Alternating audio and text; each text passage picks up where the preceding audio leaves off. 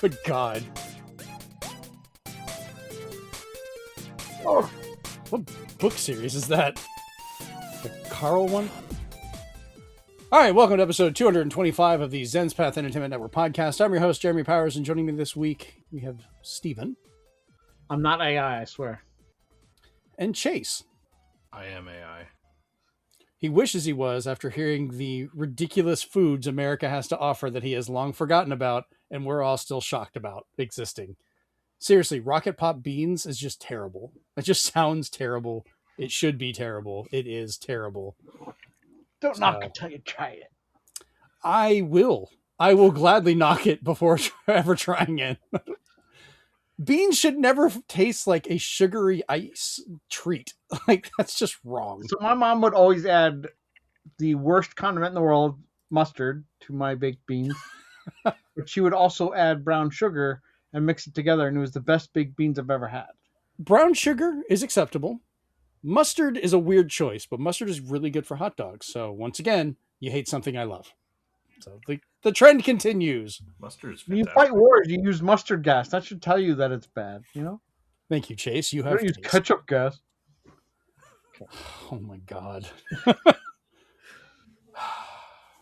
So, before we already wreck this entire show, let's move into what we've been doing. Because we've got a bit of a depressing show this week with Microsoft and Sony kind of deflating their own announcements from last week, and Nintendo, thankfully, not so far. Just don't do anything, Nintendo, and you'll be fine.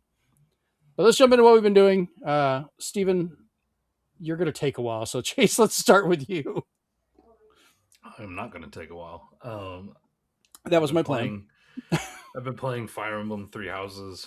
Obviously, the announcement of the new Fire Emblem game, Fortune's Weave, and the last direct has kind of spurred me to be like, oh yeah, I need to actually get back into these. So I'm going to play Three Houses, finish it. I haven't decided yet if I'm going to replay Three Houses again to try a different house, or if I'll just move over to Engage. We'll see.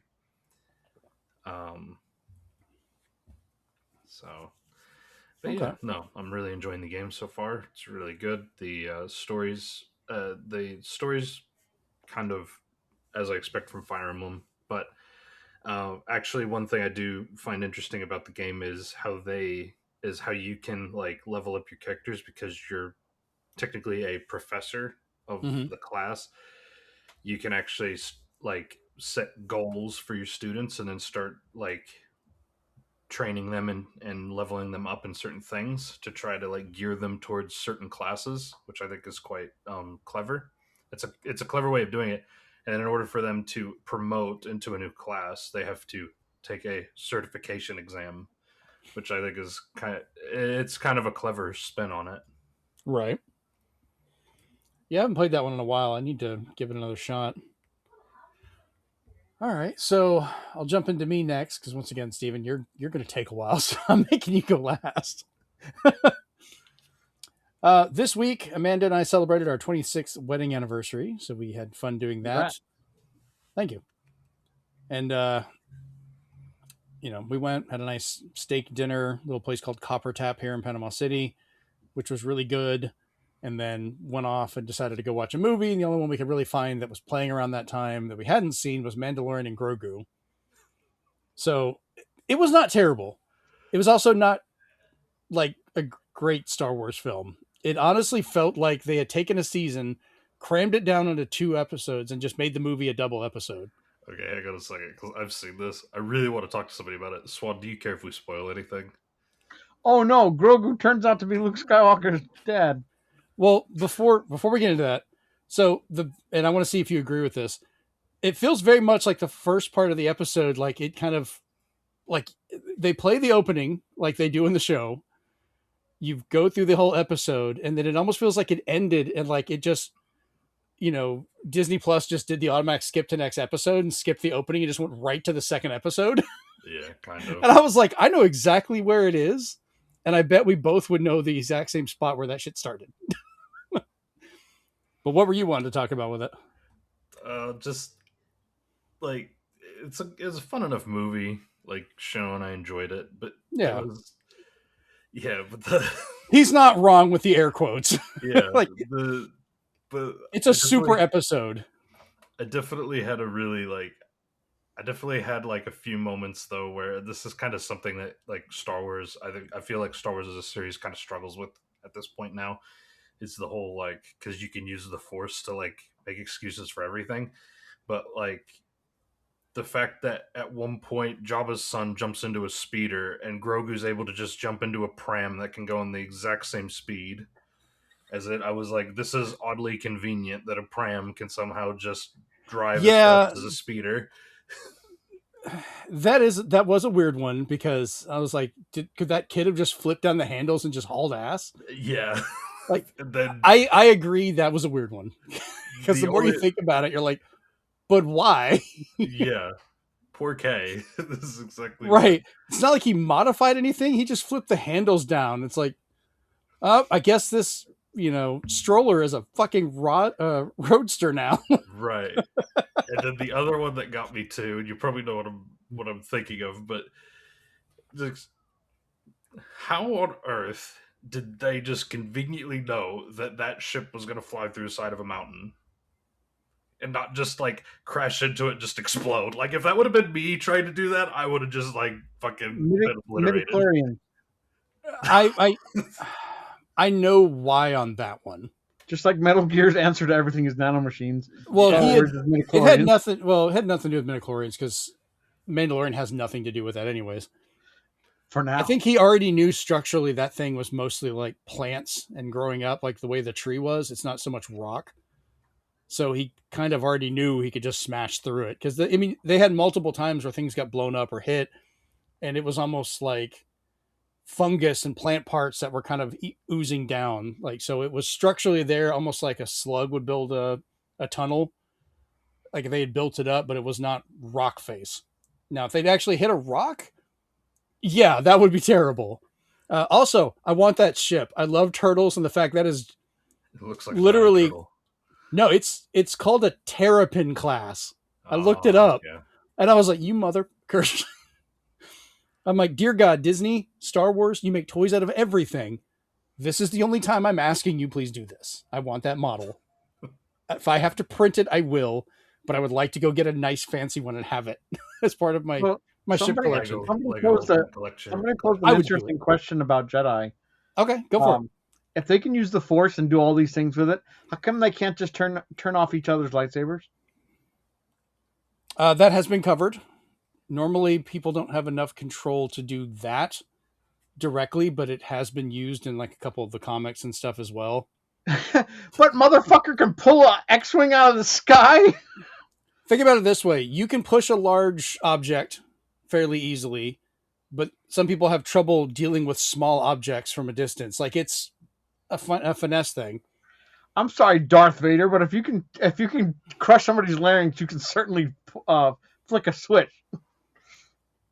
That's what I'm saying. I mean, you can grab someone by the throat and squeeze it, but then you can try and crush an ant and you don't always get it on the first shot because they're so small. Like when you start getting into smaller things, it's trickier to do. Plus, they just try not to do. It's like asking Star Trek, why are they chasing someone? Then they just beam people all around them. Like, why just use the transporters and do. Why do they keep wearing red shirts? Well, that problem died off already. Oh. Yeah. Meaning them. Literally died off. Yeah, they moved the red shirts onto command, and they're like, oh no, we need to actually fix this problem. We can't do this anymore. So, yeah, I love the fact that they stuck with the tried and true of puppet work and stop motion. I appreciate that stuff all the time. Those little guys are some of my favorite little characters. They were funny. I love the fact, I hadn't even thought about this, of like them having a smaller ship. I was like, oh shit, like that makes so much sense. That all of a sudden Grogu's like a Chewbacca-sized motherfucker in the back of that thing. And then Mando's looking at it going, I can't get in that thing. Like, are you fucking kidding me? I was waiting for them to try and lay him down in it or something, or just like ride it off. But thankfully they didn't go that far.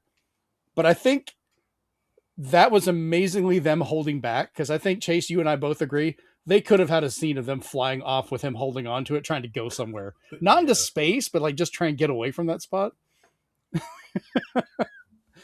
But we enjoyed it. It was funny, but yeah, no, we're not calling it great art by any Yeah. means.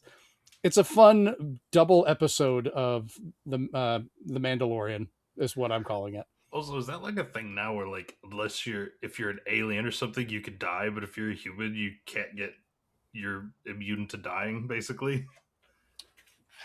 Is that just to get the PG-13 rating? They have humans die, but it's just, yeah, the way this one was because they weren't dealing with people. But Yeah, all the humans that died were stormtroopers. It's literally like unless you're wearing a mask or like you're an alien, like you could die.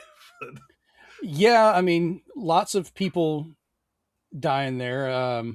Yeah, because the guy, he kills the guy at the very beginning of the film. I think he's technically not human, but he kind of looks humanoid. But yeah, I No, don't that know. guy was human. The Empire guy that was talking with the people around the table. He died, and that was a person. It's not helping my argument on this side either. I agree with you. They kill a lot of CG people or things.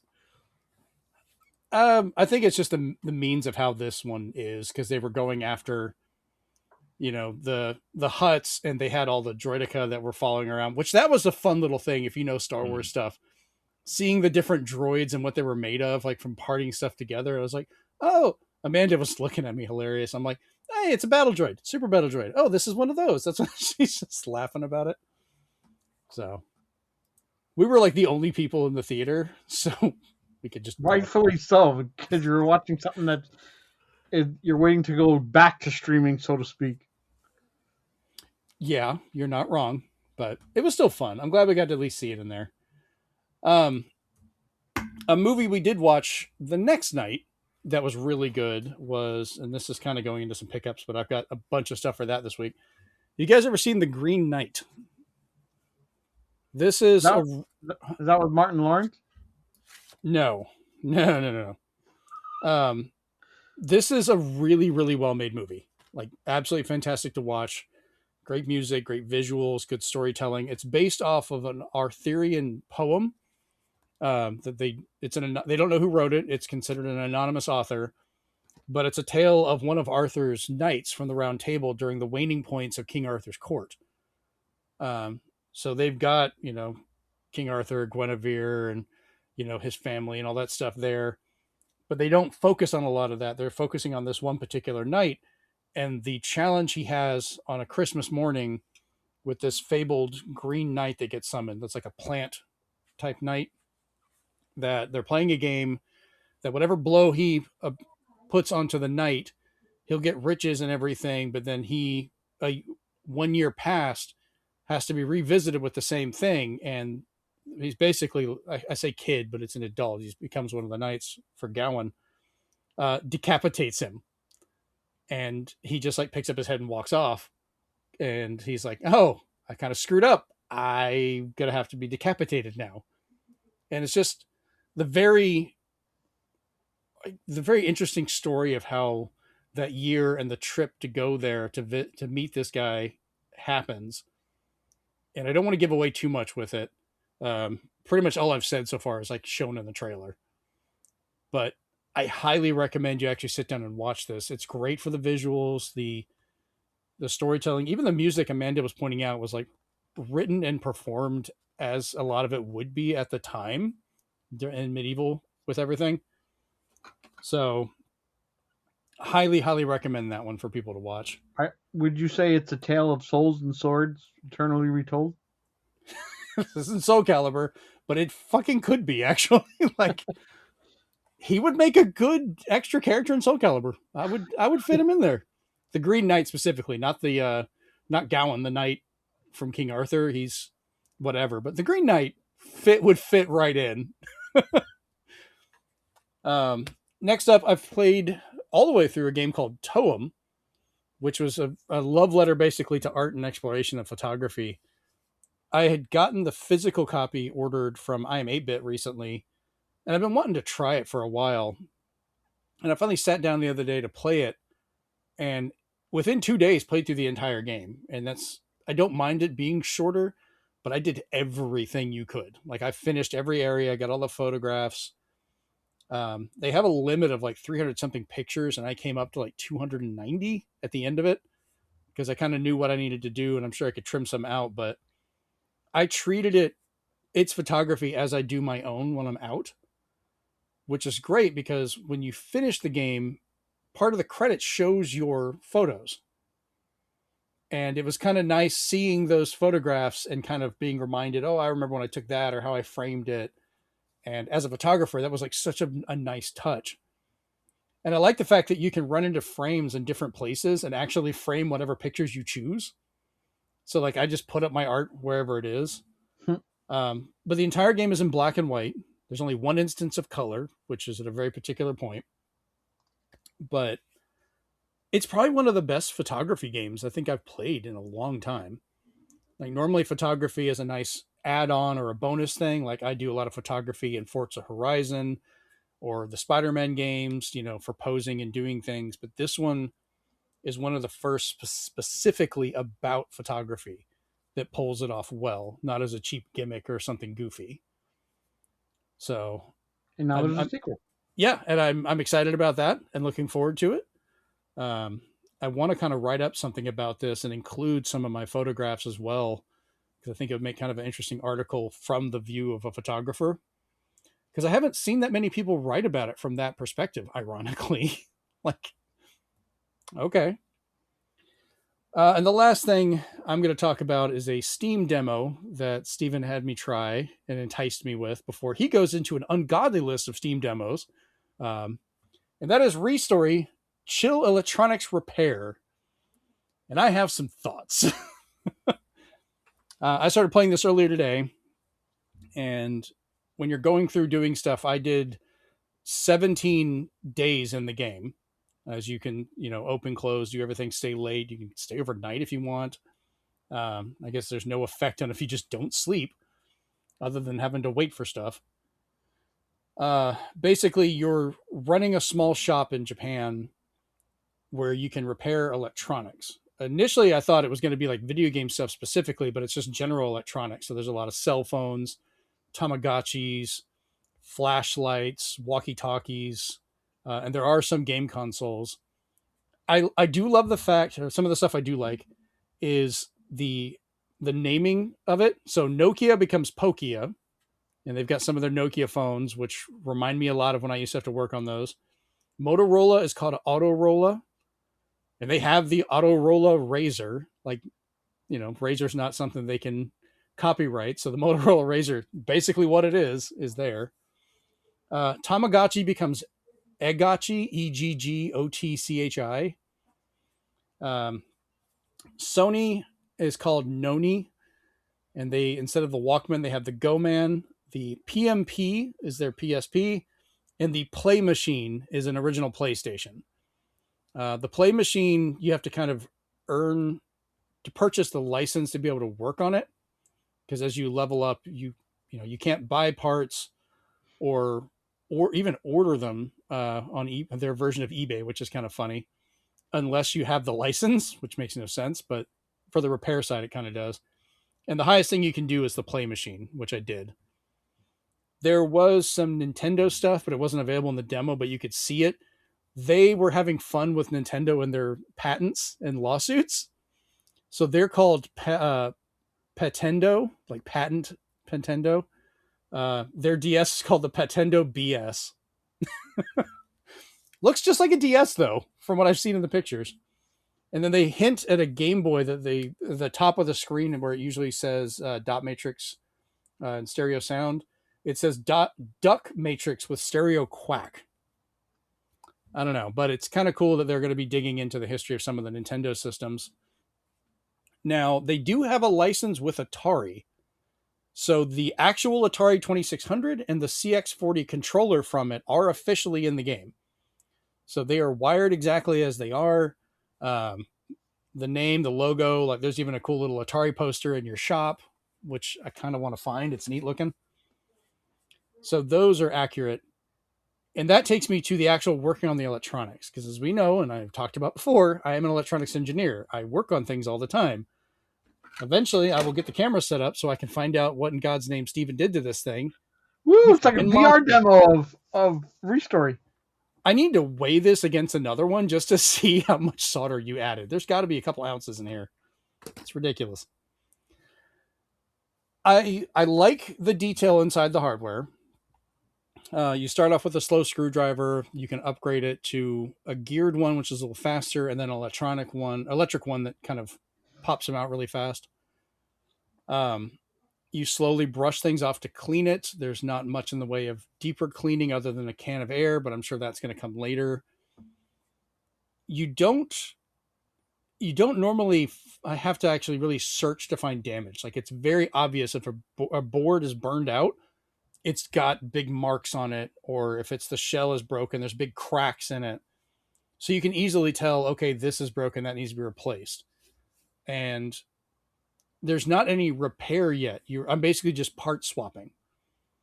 So, when I'm working on their PlayStation, if the main boards or the power supply has got something wrong with it, I can't just change capacitors or actually troubleshoot it, which I'm not expecting to go that far. It's a video game, but you just part swap the entire board out. You can't, recap it and be done like you would in real life for a lot of things.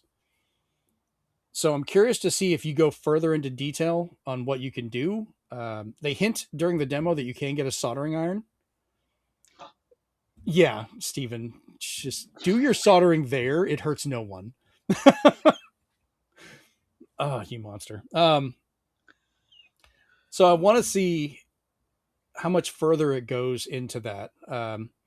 You can get it to some wires, but I'm wondering, do you have to jump or fix broken traces and things? How far down the rabbit hole are they going to go in electronics repairs? And I know it's not going to be 1-to-1. It's just like Power Wash Simulator. You're cleaning stuff, but it's not going to act like an actual power wash stuff. That actually might be a little bit more general to do it. So I'm probably going to pick up this game.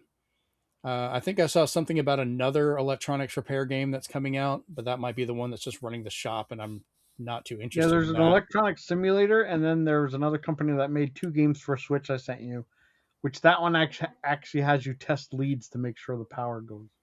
See, that's maybe that's why I was thinking this might be that, but there's a lot out there now. Yeah, I want to try that one as well just to see. I had fun with it. Like I said, I played 17 days of it. Sitting at about, 2.5 hours, goofing off with it earlier. There's a little bit of a story mode where you have people that can come up to your shop, and there's an element of a criminal trying to have you fix a phone and some people investigating it and, some other stuff you work on. But then once that finishes in the demo, no one ever comes back up to your shop.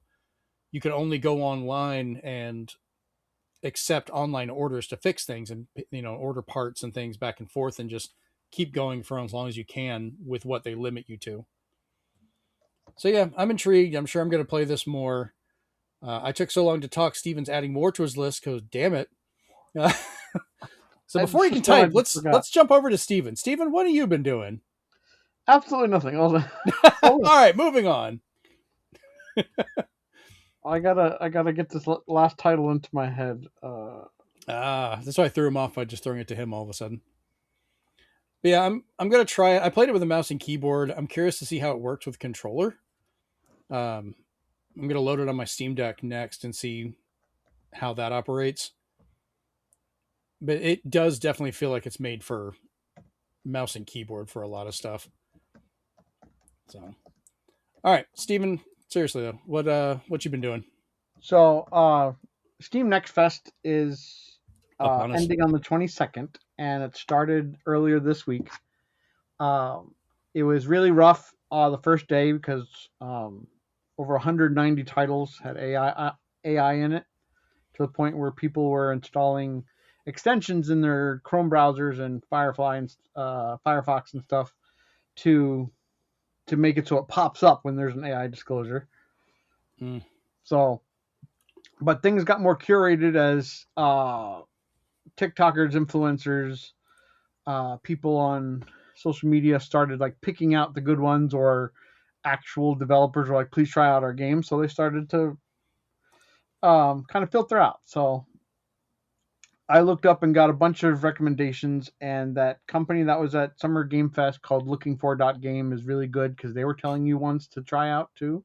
Okay. So I tried out uh, almost all of them that they've recommended. I'm going to go for the ones I haven't played yet, and then I'm going to go for the ones I have played. Okay.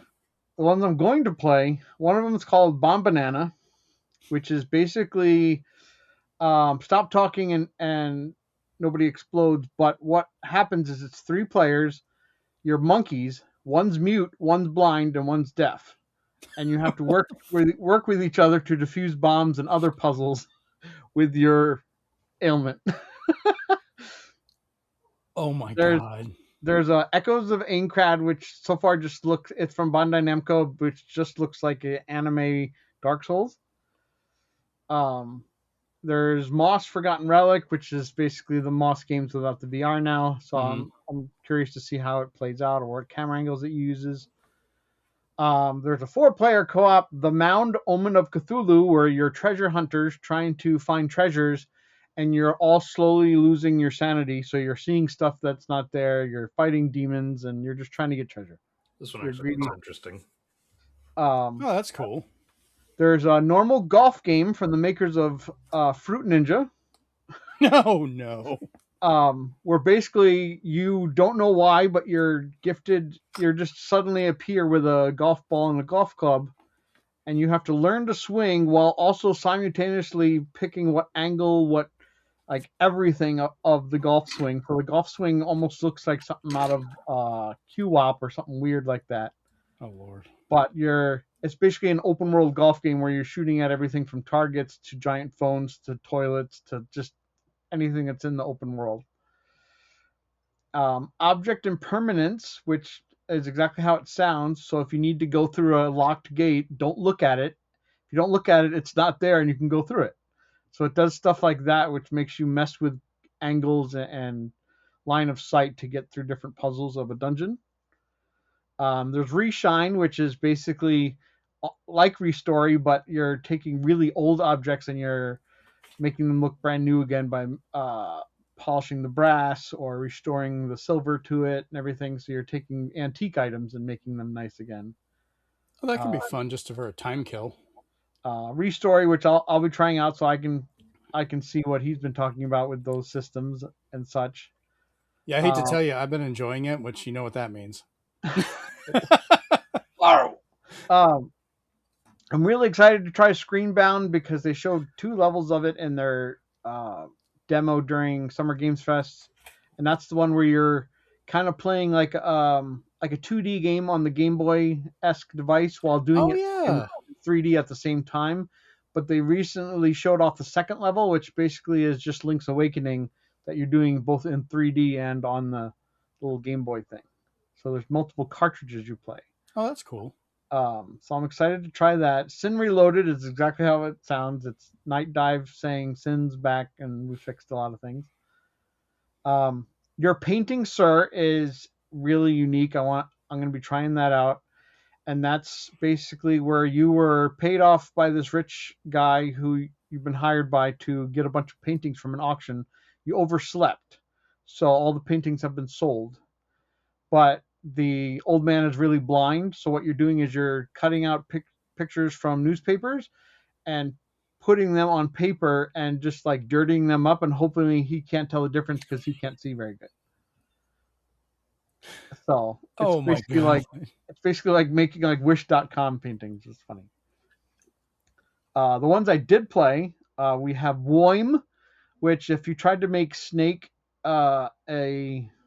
I want to say like a multi-level game where you can play through all these different puzzles, but you have to figure out how to get through it while, as in Snake, when you eat something, you get bigger. So you have to see how you can fit through the whole level. Right. The Transylvania Adventure of Simon Quest, which is really funny because they talk about how Dracula came back and terrorized everybody for years until this one guy called Simon Quest is like, he tore down my village. He messed with with my family. I'm going to take him down and be a hero to everyone. I'm going to defeat Dracula.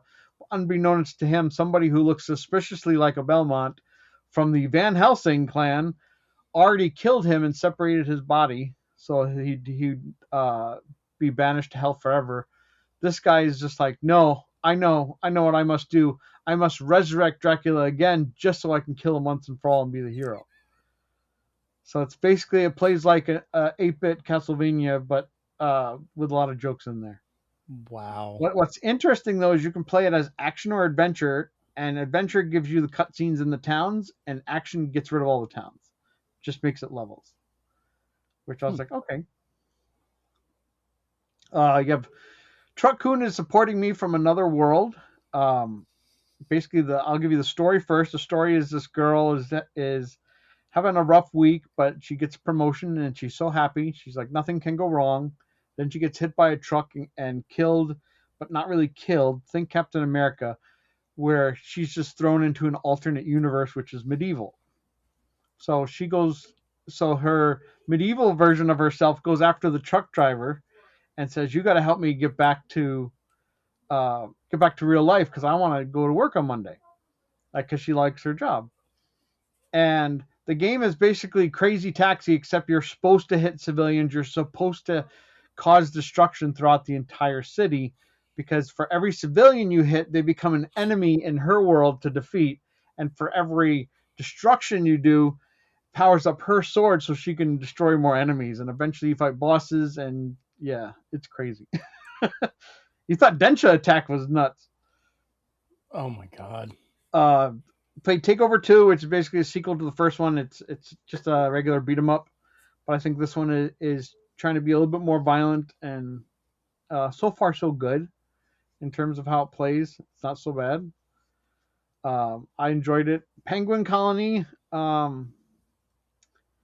is probably the darkest Penguin documentary you'll ever play through, with a twist ending. I won't spoil for anybody. I'll say to people, play the demo, and you'll have no idea what's coming. Okay.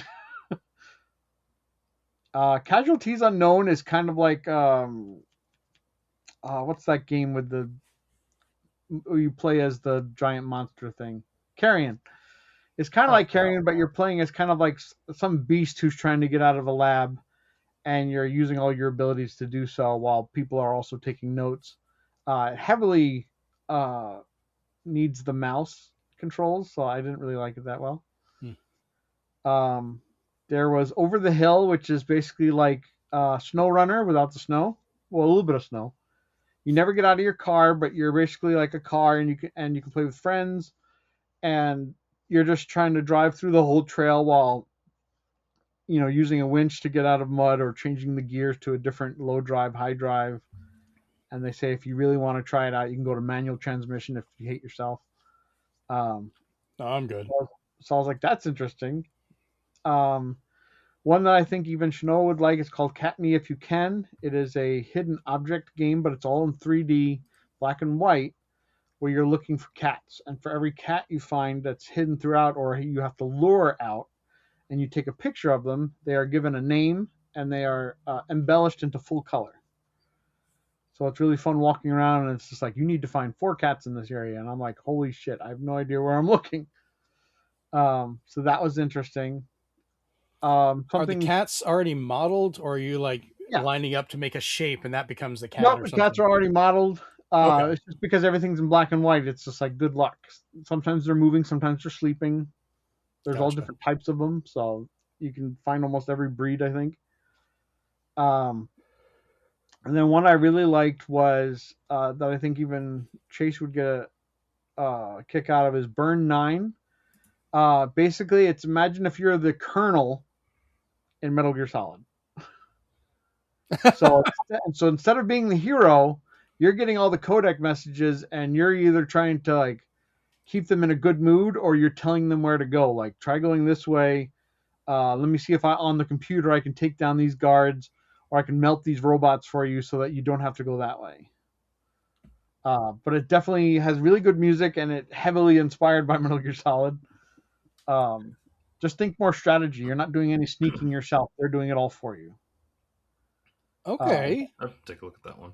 Yeah, I kind of want to try that. Probably Yeah, that one was probably the most interesting of the whole bunch in terms of not too crazy, but a new idea. I should have brought my Steam Deck in here if I knew you were going to do this. I'd be like, sitting here loading up demos while you're talking, going install this, install that. Yeah, I put most of these on my Steam Deck except for the ones that needed the mouse, which is like Reshine, Restory, uh, and probably normal golf game because it has you swing so many different Okay, ways. so Restory does require the mouse. I played it with a mouse and keyboard. I was going to try it on my Steam Deck because I was curious how it would work on that with a controller, but Because I never. I actually adored Cozy Game Restoration. Uh huh. That one is amazing, but that one could probably be played better with the mouse and keyboard just because of how they have you slowly take off stickers, and use Goo Gone and clean like little crevices and stuff. Because the more time you spend on cleaning a cartridge, the more it's worth. I think that's the other one I wanted to try, but that's just the outer visual of it. You're not working on the actual cartridges or anything. You're just cleaning it, right? The most inner you do is you take a Q-tip and you clean the contacts. That's about it. Okay. Seems like all of these, if they combined, would become like a perfect game. We're like doing all the levels of repair and cleaning and The redoing Jeremy stuff. Simulator. Pretty much. I mean, Restory kind of got me like, I got some projects I should work on and see what I can get done. So you never know. I could actually just Yeah, there's a doing lot this out in there. real I life. sent one to Chase that they said is essentially multiplayer Titanfall and in its purest form again, called Impulse, EMPULSE, and I was just like, here, try that out. I was like, let me know what you think, because I didn't think there's a story, but everybody who played it was just like, I think Titanfall's back.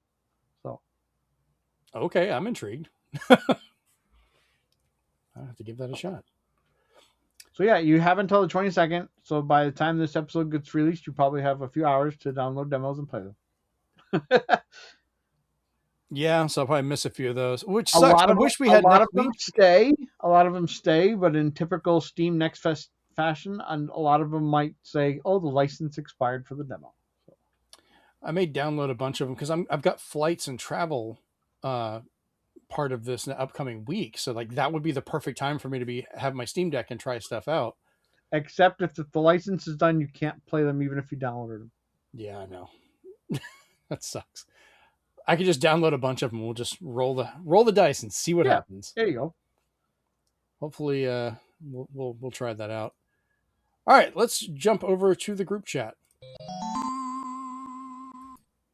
All right, so Stephen, we'll go ahead and let you continue because the stuff I have is going to take a little bit to go through. What So, are your pickups for this week? Mine will be quick because what I showed in the intro is they're still doing a buy two get one books on Amazon and Target. So I was just like, oh, let me see what's covered in that deal.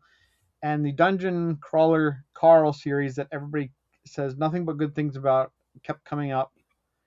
And I was just like, okay, how many books are in the series? 8. So I was just like, buy two get one, buy two get one. I was just like, yeah, it's not too bad. And they were all under 20.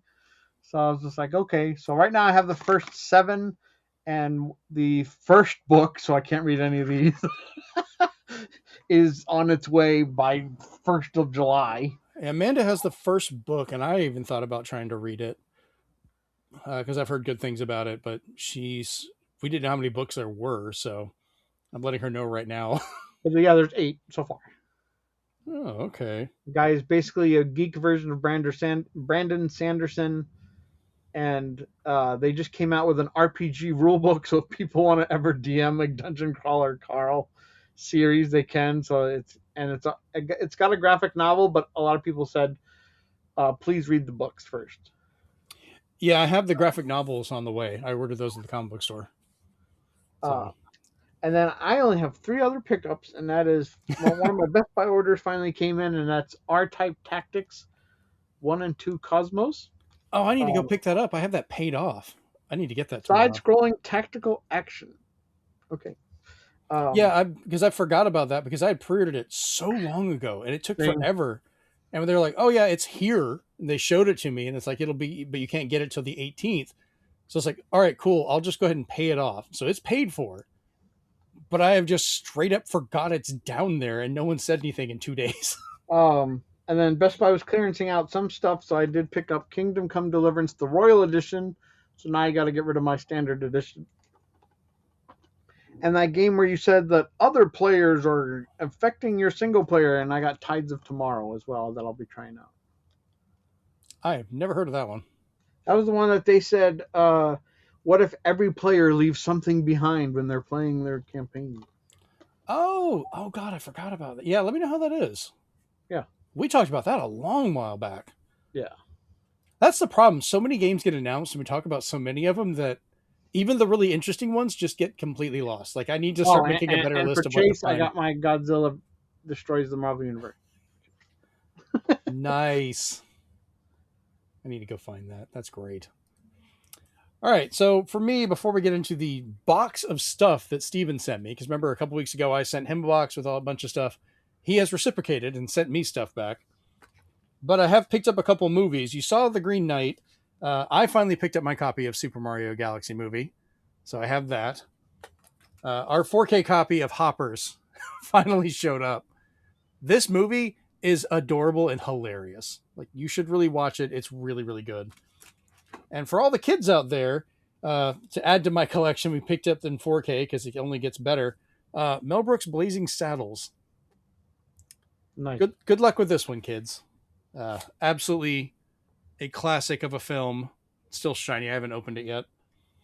But I already had it on DVD and Blu-ray, it's great on those, but I just happened to find it on sale on the 4K, and that's like the more theatrical version, better color grading, and some special features and stuff in there. And I'm always about Mel Brooks interviews and things like that. So, yeah, be warned with that one, children. It's spicy, because we'll just go with that. So, all right, on to the box. I opened it a minute ago. So the best part about the box is it's going to make so much sense with today's episode. Because Okay, I put some joke items in there. Oh no, I have no idea what's in here. So this came out. I do love the fact you put Jeremy Powers that be. Well done. I've marked out our addresses and stuff. So I cut it open while we were talking earlier, but I have not looked at it yet. So I'm just gonna reach in and grab stuff. Well, I guess I have to. Good job packing it. There's stuff on top. All right, we have a metal plate of Rygar. Done with AI. What? Look how smooth it is and ugly it is as you go down. Oh my God! What the fuck? You can't even read down there. It's so bad. That's supposed to be text. Oh, that hurts me so much. That happens when you put Rygar through AI. The more I look at it, the worse it is. Because like even where it's supposed to say 1 million sold, it's just something. Because at first glance, it looks correct because that is the Rygar art. Yeah, but the longer you look at it, and in the product list listing, it shows it as if you were holding it behind you. What is that? It looks like an evil monkey thing. It's Grogu. I'm not even going to argue with that. Oh. Oh, God. It's beautifully terrible. Any of those that are in there, I already got my money back. There's more? So they're free. So you can do whatever you want with them. I don't know what I want to do with that. I hate AI, but it's kind of weird. All right, we have Battleship for 3DS. I actually heard this was kind of fun to play, so I wanted to try it, and Steven actually found it. So that's awesome. I know a lot of this you had gotten off of my list of what I was looking for, because I didn't even originally anticipate you could do that. It was like, oh, cool, I can share my collection. You're like, oh, it's got his wanted list, and you just started finding this list is in there. Transformers Revenge of the Fallen, one of the Transformers games. I think I have almost a complete collection. I'm missing like some of the more obscure, like the Famicom title. And there's I think it's a Commodore 64 in the UK, a cassette tape game. Hey, Cubic Ninja. Can also be used to hack your 2DS. Yeah, but it's also just it is actually a fun game. Yeah. Hey, Pinball Dreams, the original Super Nintendo. Nice. That'll be another one off of my pinball list. Cruisin', which this is kind of a cruising game, Cruisin' USA, which I did not know about until it popped up. Which is great timing that you found this, because this is a game that I found in that terrible store in Orlando. It was like, it's the only time I've ever seen it, but I did not want to give this store any of my money or buy anything, so I left it. It went to a better person. That's one of the few you were like, yeah, by the way, I did get that. So I was like, cool. I don't feel so bad. Pinball Hall of Fame for the Wii. I think that completes my pinball, the Williams collection of all the versions now. There you go. So that's awesome. Deca Sports Extreme. Legend of Korra for 3DS as well. That's actually supposed to be a pretty fun one. A couple of these are those games where it's like it's licensed, but it's based on a better title and they actually did a good job, but everybody ignored them because they were licensed. Yeah. Oh, Jennifer's going to be happy to get... that's Anna. Yeah, some of them need help. That's fine. Hey, Buzz Lightyear. Didn't have him. So that's a nice one. Jen will enjoy it. Woody and Jesse. These I was definitely wanting to get because Toy Story 2 was the movie that we went and watched, and I asked Amanda to marry me right afterwards. Like after we left the theater, so. And Toy Story 5 is out now. Yeah, it came out the night after our anniversary, so we couldn't see it yet. Mr. Incredible. Talk about the Avengers Initiative. With a Nick Fury here. I don't remember if I had Nick Fury or not. All right, there's a lot of stuff in here. Good God. These are some of the Injustice cards. And Marvel from the Champions. round 1 arcade machine. Yeah, I got a little collection of these. I can add that to it. I was like, he'll get use out of the comic card stuff. Lower Decks. I did end up getting this one. It was in my pull box. But now I have an extra one that I can work with, which is awesome. I absolutely love Lower Decks. It's one of my favorite Star Trek shows. So the comic has been the only way I can keep up with it anymore because they canceled it. Alien Comics Giveaway Day. Planet of the Apes and Predator. That is a hell of a trilogy. Yeah. Is that one story or is that 3 separate stories? I think it's 3 separate stories. Okay, that makes way more sense. It'd be cool if it was versus, but I was like, Alien versus Predator makes sense. Planet of the Apes are fucked. Like, no matter what's going on. I'm sorry. That guy's gonna die. Oh, this is great. Fucking Lego Batman. I'm framing that shit. That's going with the rest of my Batman stuff. Because that's based off one of my favorite Batman comics, the way they recreated it in Lego form. That's great. Nice. Oh, I love that. Sometimes the silly shit's just the best stuff. Power Rangers. Okay. Boom Comics. I didn't realize they were doing a run on that. Oh, I see Transformers. No, I see Mask. Holy shit. Right? Yes. Matt Tracker. I had that car as a kid. I greatly miss it. Masters of the Universe. Okay. Snake Man, Hordak, sorry. I did find out the other day that there is a Masters of the Universe PS2 game too. Was that US release? Because I don't remember. UK. Okay, that makes sense. It's like a 3D. It's like a 3D action game. Spidey Amazing Friends. That's cute. Sonic and DC Comics and the Sonic people. That has come to be one of the weirdest toy sets I've found around here. I haven't bought them, but every time I see them, I get a good laugh. Ooh. Oh, God. It's exactly what you think it is. I know it is. That's what I did not realize. They've talked about this. They've joked about it in the movies. They even made the comment on, I think, Star Trek 5, where they talked about, Shakespeare and original Klingon is the best way to do it. If you look in there, it's the original and the translation. Yeah.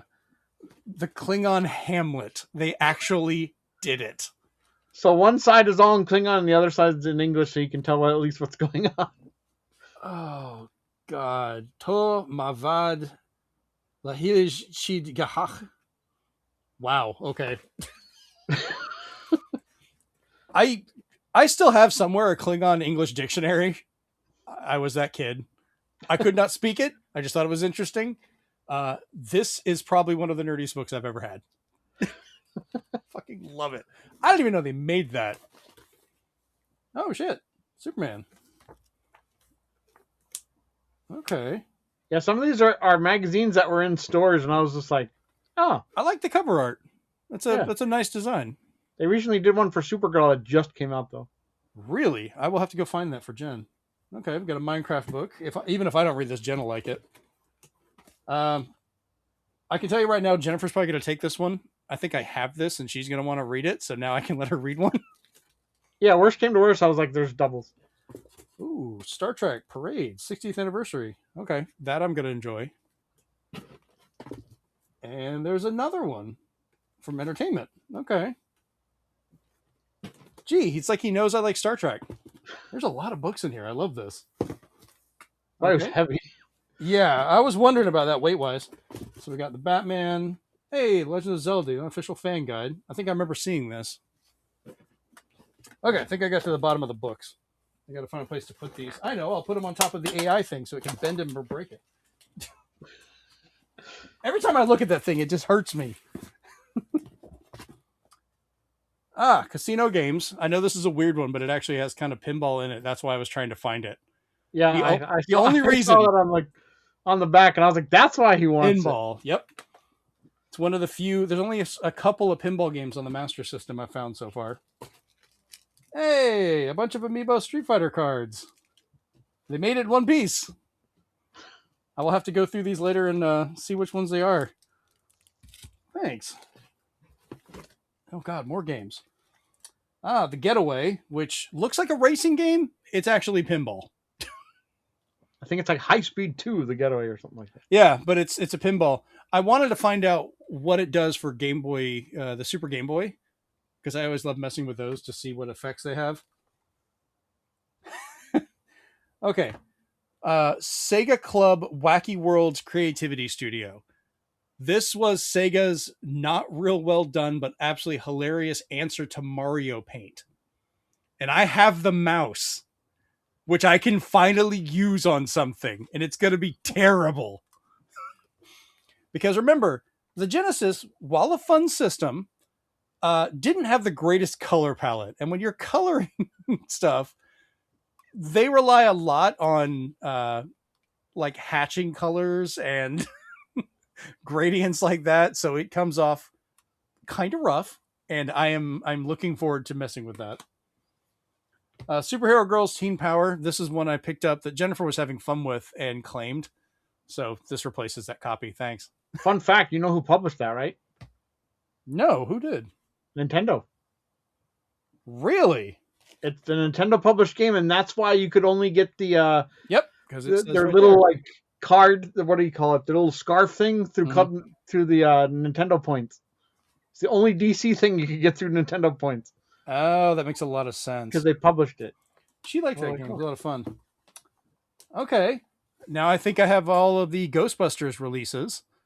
Because now that is Ghostbusters and for the PS3, which I was looking for, and then the remaster for PS4. So I believe that finishes my Ghostbusters set, at least for that version. I'm still looking for Extreme Ghostbusters on Game Boy Color, and you're not going to send me that. That is way too fucking expensive. And the one I sent, and the article I sent you were the remastered one to add in the other characters. Nice. What's in here? Hey, Kinder Joys. It's a whole bunch. Yeah, they're all the doubles I had from my Mario stuff. Oh, nice. I'll have to see. I mean, thankfully you took the candy off. The diabetic side of me is going, thanks, asshole. That would have melted. They were so messy. Yeah, that would have been terrible. I'll have to see which ones they are, because are they always certain colors to certain ones? Because I had a couple of them. No, it's all random inside each one. So I got lucky to get a full set is annoying. Yeah, because I bought like 3 or 4 of them and did not get doubles, and I was wondering about that. So I got lucky. I bought 24 and I got doubles. Good God. Yeah. Is this Here more it of them? comes. Yes. Oh.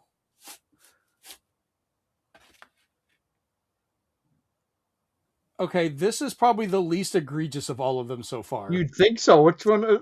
Oh, okay. It's Yeah, Sight that's Bike. least egregious because all they had to do was black out the bottom. Yes. I was looking to see if they fucked up somehow down here. No, that one's fine. That one's actually pretty good. All they do is black out the bottom. I'm sure if I look at it long enough, like there's already the pixel density and stuff is all off, and it's like not how it's supposed to be in the But NES. it ain't no Rygar. God, no. It gets better, Chase. Just you wait. Oh God, there's two more. There's two more. Just throw the box over there. Oh God. What's And I'm this seeing one? these for the first time with you guys, so I'm gonna pull it out and let you guys see it first. Yeah! Okay, it's Rampage. Look at those. Look at their faces, though. Oh, even the screenshots got fucked up. I mean, I'll give them at least credit. At least the lettering on the bottom is solid. It's not weird and warpy. Yeah, it's just those faces, especially of the poor wolf man. I was like, come on, Ralph. You got fucked. This one doesn't look as much like it was done by AI. It just looks like they lathered the whole thing with a weird filter. But it's still super strange. Rygar is still the remaining champion of what the shit. Oh, I got a preview of this one already. Oh my God, how could you do this to me? Fucking Double Dragon 2. With the repeating texture on the bottom. Yeah, I can see that. The same thing happening multiple times here. Yeah. Oh my God. This is why AI should be a fucking crime. Like, this is terrible. I'm looking and I'm like, what is wrong with this pinky right there? Like, that's not right, man. So some of them like Excitebike showed it to you like this. They were like, "Look at this, isn't this great?" And I was like, "That looks pretty good." Rygar was like, "Look at this." I was just like, "Is that Rygar?" Yeah, it's one of those like from a distance. Maybe you from don't a distance get it looks fantastic. The closer you get, the worse it gets. Yeah, Rygar's got a butterface. Yeah. That is hilarious. Great way of turning such a fun thing into a fucking nightmare. Oh, that hurt That's me. the power of AI. I appreciate you sending me this stuff, though. That's cool. Yeah, I'll be able to mess around with some of these later and play with them, and then we'll find some terrible way to destroy the AI monster. I'll send him to Sony. We'll talk about that in a bit. And once again, Chase, did you have anything to show up this week? Nah, nothing for me. You just laughing at what the hell we're doing to each other? Yeah. All right, let's jump over to the news. So last week we got all excited and talked about Xbox and their 2026 showcase that all of us were like, hey, we're giving it a good rating. Xbox is back. They're doing great. And then they fucked up. So Xbox killed all the excitement for the showcase by announcing a bunch of layoffs happening. Compulsion Games, the creators of South of Midnight, Ninja Theory, who did Hellblade and the just announced Senua, and Double Fine, one of my favorite developers who make Psychonauts and Keeper, are the main focus right now and are actively working with Microsoft to gain their independence or get sold because they are closed down outright. God. Microsoft is continuing their trend of just shutting everything down as they overbought everybody. On a bright note, Tim Schafer at Double Fine at least had the forethought that during his contract that if they were shut down or all fired or removed, he maintained control and ownership of all of their IPs and rights to their games and everything. So even if they completely shut down Double Fine, he can still move on and restart it and have the name and all of their games and all of the licensing and publishing rights. So Tim Schafer was smart about this. He's like, if I'm making a deal with Microsoft, I am covering my ass and owning everything. So that was good. He's even said this will be very difficult if they have to go back to independence because that's what they were working with before, is trying to maintain everything on their own. With Fig, They what? when they were on that platform Fig, Mm-hmm. that you had to, like, instead of Kickstarter, you invested in them. Yep. And so they made the deal with Microsoft because it let them make their games and kind of relieve some of the stress of like, where's the next paycheck coming? Where, what games are we making next, as they tried to do it. So they've already said, if they have to go back to it, they're ready to do it. Some people may end up having to be laid off just because they're trying to salvage and go what they can, but we don't know. Ninja Theory is apparently, they announced Senua last week, which I thought looked interesting. I was intrigued to try it out. But Microsoft knew they were going to be closing them, or at least laying them off or doing whatever. So they let them show the trailer basically to entice investors or people to buy them, which now I'm honestly wondering if we're ever going to be able to play this game, because it I might hope just. so. And this It is looks another like- argument for physical releases, because, Hellblade 2, we don't have a physical release for it, and one day that's just going to go, and we don't know if we'll ever get that on anything else. Yeah, because this was my answer to LaFay, so I was like excited. Other studios like Bethesda have people commenting on the reports that, quote, if you aren't working on the Elder Scrolls or Fallout, you might as well forget about having a job right now. That was from some of the Jason Schreier interview and talks he was doing recently about this. So it seems almost nobody is safe over at Microsoft from potentially being shut down unless you're one of the big ones.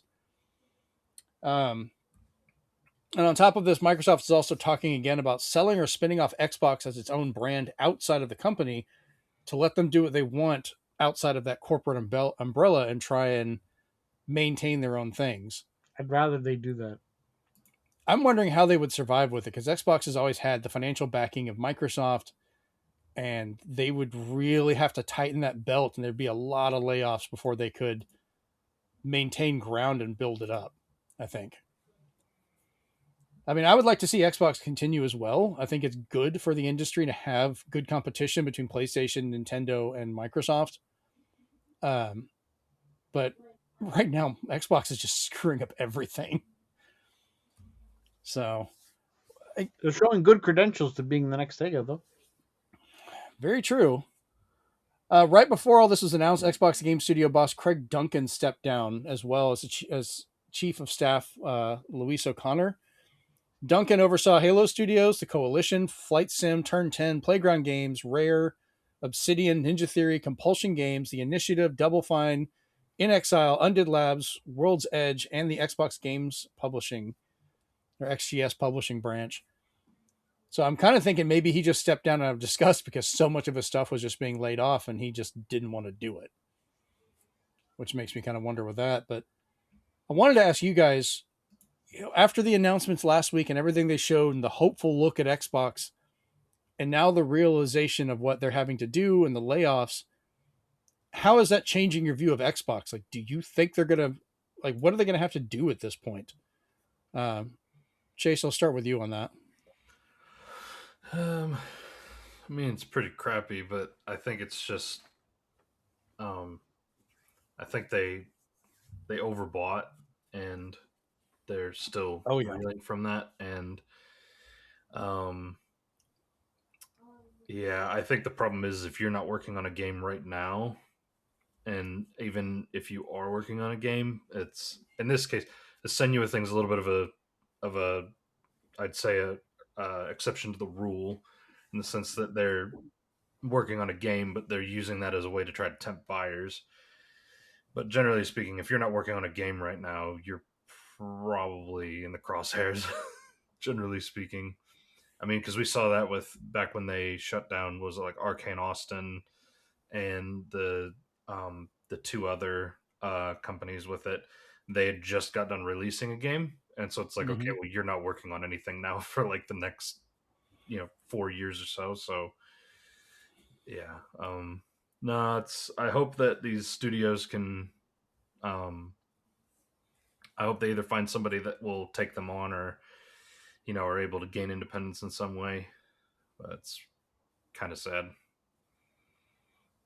Steven, what about you? It doesn't really change too much after when they first got uh, got her as CEO. The rumor was that she was just going to give Xbox their last rights and you know basically the olive branch and say goodbye everybody. Um, and you know, God bless her. She as much as we thought she was going to do one thing, she's trying her hardest to make best of the situation of what they have to do with what Mr. Microsoft comes down and says they have to get done. And when that employee letter was made public, which was usually proprietary, was now just made public, saying what they're trying to reduce down to, you could probably see the blood in the water right from there. It's just like someone's getting cut for this. We just didn't know how deep it was going to be. Um, I'm still excited for this because it's still coming out for other systems. A lot of them. It was just weird to see this right after they had said they had exclusives and all this great stuff. Um, and then yeah, other than that, it doesn't change too much. It's kind of what's happening all over the industry with different technologies coming up, or the fact that if true, the person who said that Gears of War E-Day has a budget of $400 million, then I can see why they're just like, we can't. AAA is dying.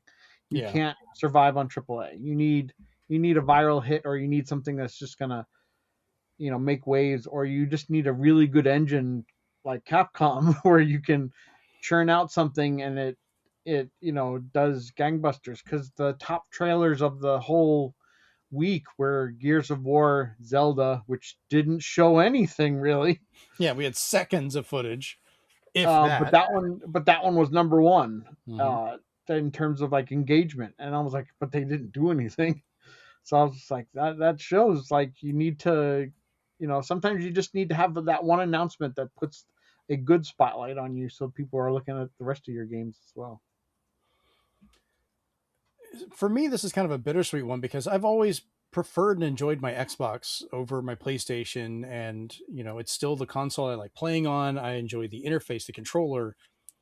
I've always liked the systems, but good lord, over the last couple of generations after the 360, they have mismanaged so much potential with everything they've done, and every time they keep coming back, going, "We're going to fix things. We're going to change it. We're going to do this." I got to give Asha credit, the fact that she has been the most truthful, Fort Worth, with a lot of what she's saying, at least telling us that these things are happening instead of trying to hide it or sugarcoat it. Like you said, Stephen, she released the letter. I don't know if they purposely released that or if it got leaked. I don't know either way, so I can't give credit either direction, but they talked about it at least. And I was hoping that, like, yeah, it's going to be a bloodbath, but maybe they could come out leaner and meaner from that point. I guess is the best way to Well, put they're it. leaner, all right. Yeah, they need to trim it down. And I liked the fact that they were moving to having more games starting to become, exclusive to the console, because as much as everybody likes to argue with it, and I keep hearing the bullshit about, oh, it's anti-consumer and it should be everywhere.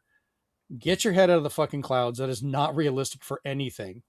If you pay for Netflix, it's because you're watching the exclusives on Netflix. Sure, they share a few things between other stuff. TV licensing is weird, but that's why you get PlayStation, Paramount Plus or HBO Max or whatever the fuck it's called this week, and things like that. We're probably going to end up getting HBO again because I want to watch the new Green Lantern series that's coming out. I can only watch it there. That is a reason for me to get that subscription again. I still get Paramount Plus because I watch Star Trek. And Among And Us. I watch Star Trek. Stop telling me that exists, Steven. I don't want to think about it. God, they got too many good voice actors for such a terrible idea for a show. We'll see. But, stuff like that. Game consoles are the same way. And Sony they've been sneaky about this in different ways over the years, for how they play with marketing. One thing I got to give Sony a tip of the hat to is they're really good at twisting the view of everybody else based on, and then doing their own thing. I remember when the Dreamcast was coming out, they were pushing like the PlayStation 2 could do Pixar level animation in real time, and it couldn't do any of that. But I remember people being arguing, oh, I don't want to get a Dreamcast. I need to wait for this because it can do all these things. Never could. And they did this for different generations, trying for stuff. And they were putting games on PC and kind of, having to be dragged into becoming multi-platform for a lot of their stuff. And that's got Microsoft to push their thing. But they're like, all right, we're going to release all these games and we're going to go away from it and take that step. And right after they committed to it, Sony started pulling back. And now they're, completely pulling back all of their single player stuff just for them. And Microsoft is on the back foot, finding out that, well, nobody wants their console, because why pay for this expensive console that has these games when you could go to this console, just as expensive, that has most of the same games because of these deals, but now also has a bunch that are only on this because they pulled them back. And it's like you're getting more over here for the same cost. And that's, I love my Series X, but I have to have my PS5 to play Wolverine, or these other titles, because that's where those are going to be. And that still got me to get a system and play it. But at least Sony's not talking about AI, right? Oh, we'll get there in a moment, because good God. But I'm hopeful that Xbox can survive this. If they can go independent, separate from Microsoft, that's going to be a drastic change in what they're doing, because they're no longer going to have that blank check to design hardware and publish games. And even that blank check apparently has run out because Microsoft was more focused on AI. And look what that's done to Xbox. God, what would happen if Sony focused on AI? Oh, wait. So Sony, after having their annual strategy meeting, removed the mention of PC ports because they have stated, as we said, they're not going to be having PC releases anymore, except for maybe some multiplayer games. But they added in a push for AI. Great. Last year's strategy report mentioned that they would, quote, continue its efforts to deploy its first-party titles to multiple platforms such as PC. Instead of on that, they list, quote, Sony is utilizing AI to unleash the creativity of studios and further enhance the PlayStation experience. Fuck. Why, Sony, are you going with this? They can agree, but okay, let me finish this part, and then, because I know this is long, but it gets worse. They continued, quote, Sony aims to improve productivity through the use of AI-powered tools, allowing development teams to reinvest their time into building richer worlds and gameplay experiences. In the platform business, Sony is working to leverage AI to route transactions more efficiently and to personalize and recommend content for individual users in the PlayStation Store. Sony also aims to push visual fidelity forward and deliver higher quality gameplay experiences through continued investments in AI and machine learning. Hold a moment. Graphics and AI. Great timing on this, Steven. This is such a terrible example of what AI can do to shit. Yes, I know it's a terrible thing, but this is basically what you're wanting to play. God, that's going to haunt me in my sleep. That face. Mine are its, because I was just as shocked. Rygar's face is... Ugh. I'm going to have to go back and just see what my face looked like the moment I realized that, if I'm on camera. Going, or get a high resolution of the original box art and compare them side by side. Oh, I'm going to scan them both because I have them both. So, Chase, you had some thoughts on this or some theories. Before we go to the rest of it, let's talk about that for a moment. What are your thoughts?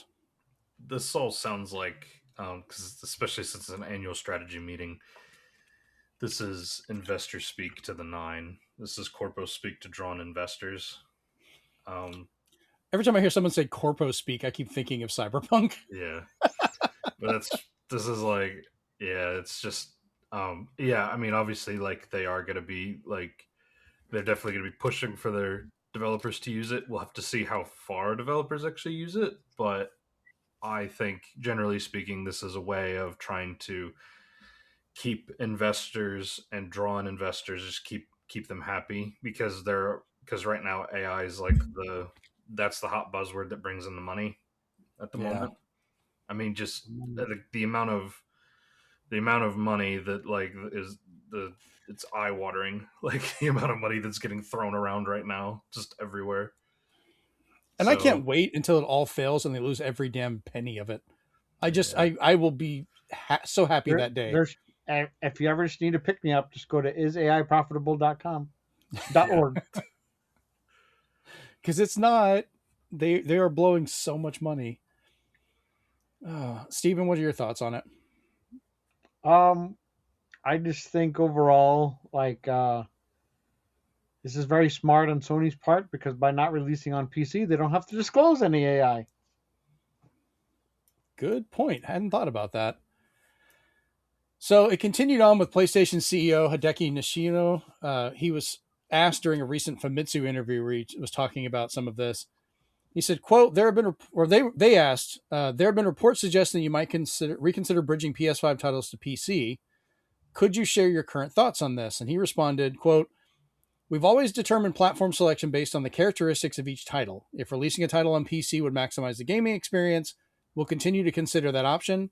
Our current main policy is that for single player games developed in house, we will further refine the value of the gaming experience that PlayStation can offer.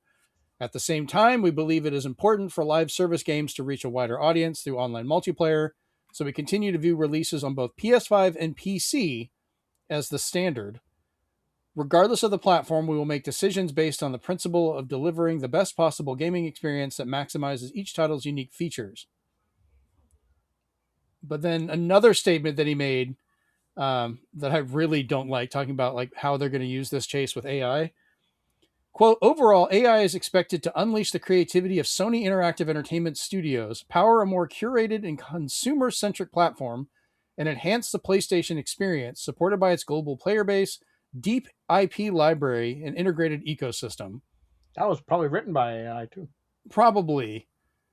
I don't want AI on any part of the creative process. I don't want them doing visuals. I don't want them doing text or story or game design, because that all needs to be made by people. But AI is only building the models, and then the people who still have their jobs go in and fine tune it. Yeah, we had this conversation. Was it last week or 2 weeks ago? Like It seems like we have it every week, and I hate it.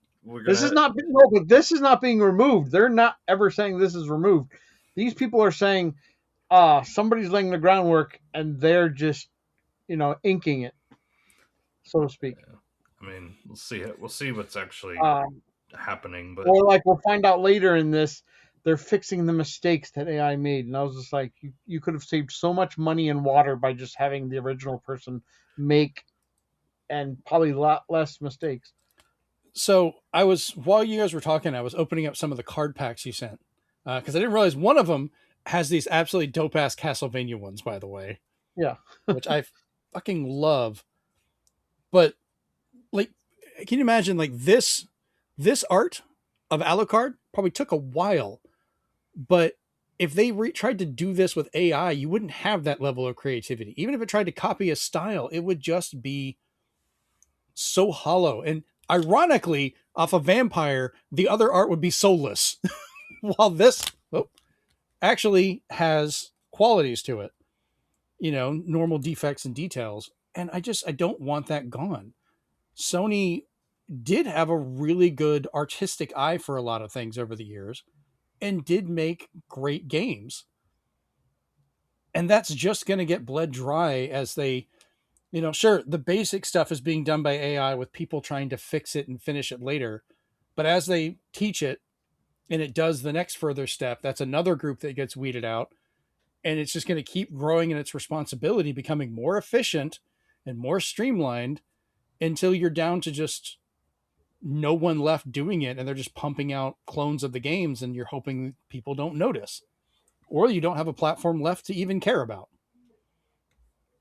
So that's I do agree with his statement on single player pull back, multiplayer open up, because I just feel single player fragmenting like that, by not people not adopting your console because, I can play God of War on PC,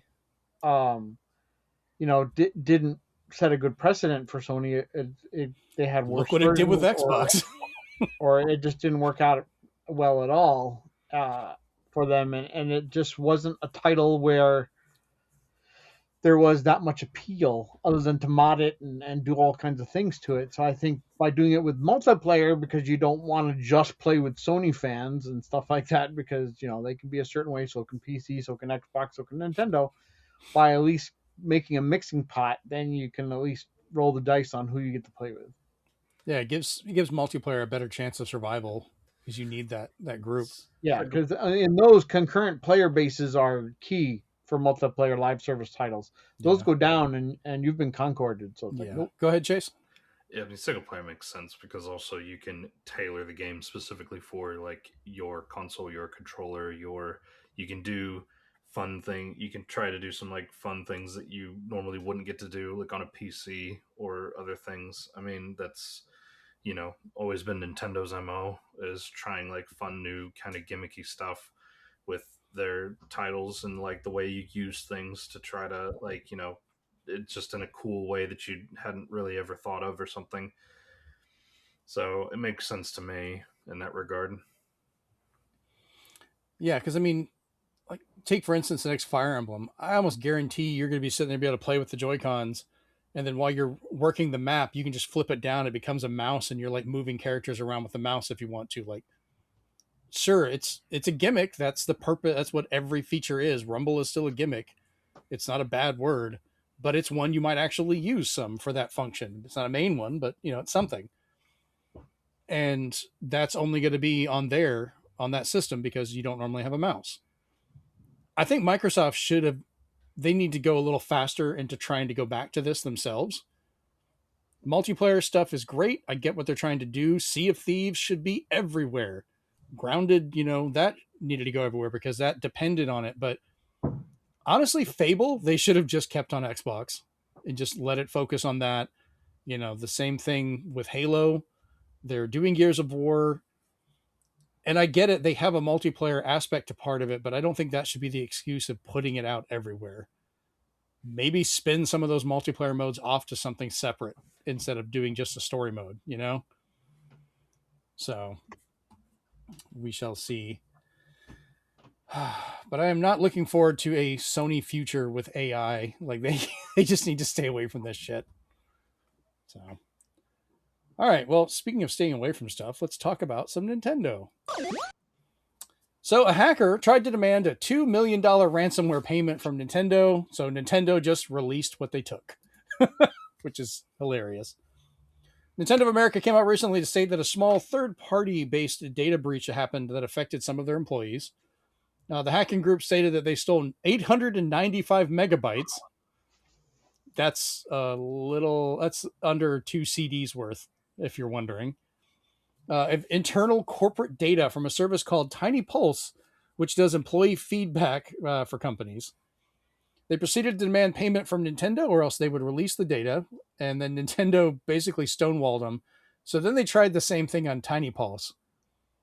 Nintendo came out and stated, quote, "We are aware of an issue involving Tiny Pulse, a third-party service used for internal employee surveys at Nintendo of America. Nintendo's systems have not been compromised. No personal customer or financial data has been accessed. The data involved is limited to internal survey content comprising a small subset of our employees, and most of the information dates back several years." So, yeah, it's just kind of funny. They tried to hack them, and Nintendo's like, I don't care. You didn't take anything. You really think Nintendo's going to leave the door open after the Giga leak that happened so long ago? Yeah, there's still people doing stuff from that. I think that's where a lot of the basis for a lot of these PC ports of games are coming from too, is people got information from that and they're just running them. Which that's been a fun trend. I don't know if you guys have messed with those. Yeah, I remember the NVIDIA leak that said all these games are coming to PC, and they're like, no, they're not. Yeah. I just thought that was kind of funny because we keep hearing all this drastic news, and all Nintendo has is like, yeah, they stole like 2 CDs from us, and it's nothing important. Here's what's on them: wallpapers, right, and surveys. Oh, all right. Let's jump on to our next little bit. Well, we're back talking about Dispatch because Dispatch developers have released the HR Violations Pack, as free DLC for the Switch and Switch 2 releases of the game, in a sad attempt to try and lighten the censorship that they forced on those versions of the game. The US, EU, and Australia, New Zealand will get the partial visual censorship to allow breasts, butts, and obscene gestures, but no genitals or invisigal dream audio, which I'm not sure what that entails. Chase, I'm sure you have an idea. Is it that big of a deal? How long is that sequence, Chase? I have no idea. Like a couple minutes, if that. Because a part of me now is, now that they're allowing most of the stuff that should have been there in the first place, I'm like, maybe I should get it on Switch too, because do I need the audio? I've kind of purposely not bought it, and it's kind of made me not want to get it at all after the way they acted with this, because they're still trying to pull some shit. But let me finish the rest of this first, and we'll get into that. Korea, Hong Kong, Taiwan, and Southeast Asia will remain full censorship with everything covered, obscene gestures removed, and no dream audio. But you will be able to customize how the censorship is displayed with this DLC, where you can add a mosaic style covering, kind of think like The Sims when someone got naked, a blackout style, which is just comedy, black boxes or round shapes around things, or what they refer to as chaotic, which can add clothing or other objects to cover up nudity or gestures, like adding shorts to people or weird things that just cover stuff up.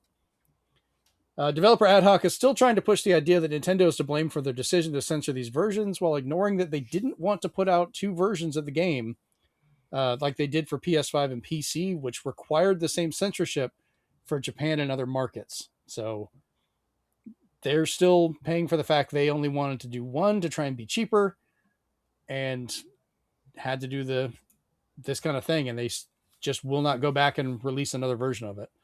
But they still keep trying to say it was Nintendo, even though Nintendo's like, yeah, we didn't tell them they had to do anything. That was their call.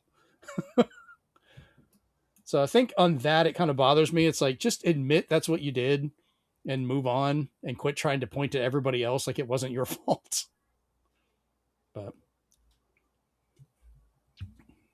I don't know. It just comes off as weird to me, as much as this game, the way, if they're wanting to design it and play it like that, censoring it just kind of feels weird. It kind of bugs me. I just don't want to miss out on the story. Because Chase had nothing but good things to say. He was actually so busy with it once he ghosted us. So that's the power of dispatch right there. I beat that game 5 times. See? Yeah, I've never known Chase to beat any game more than once.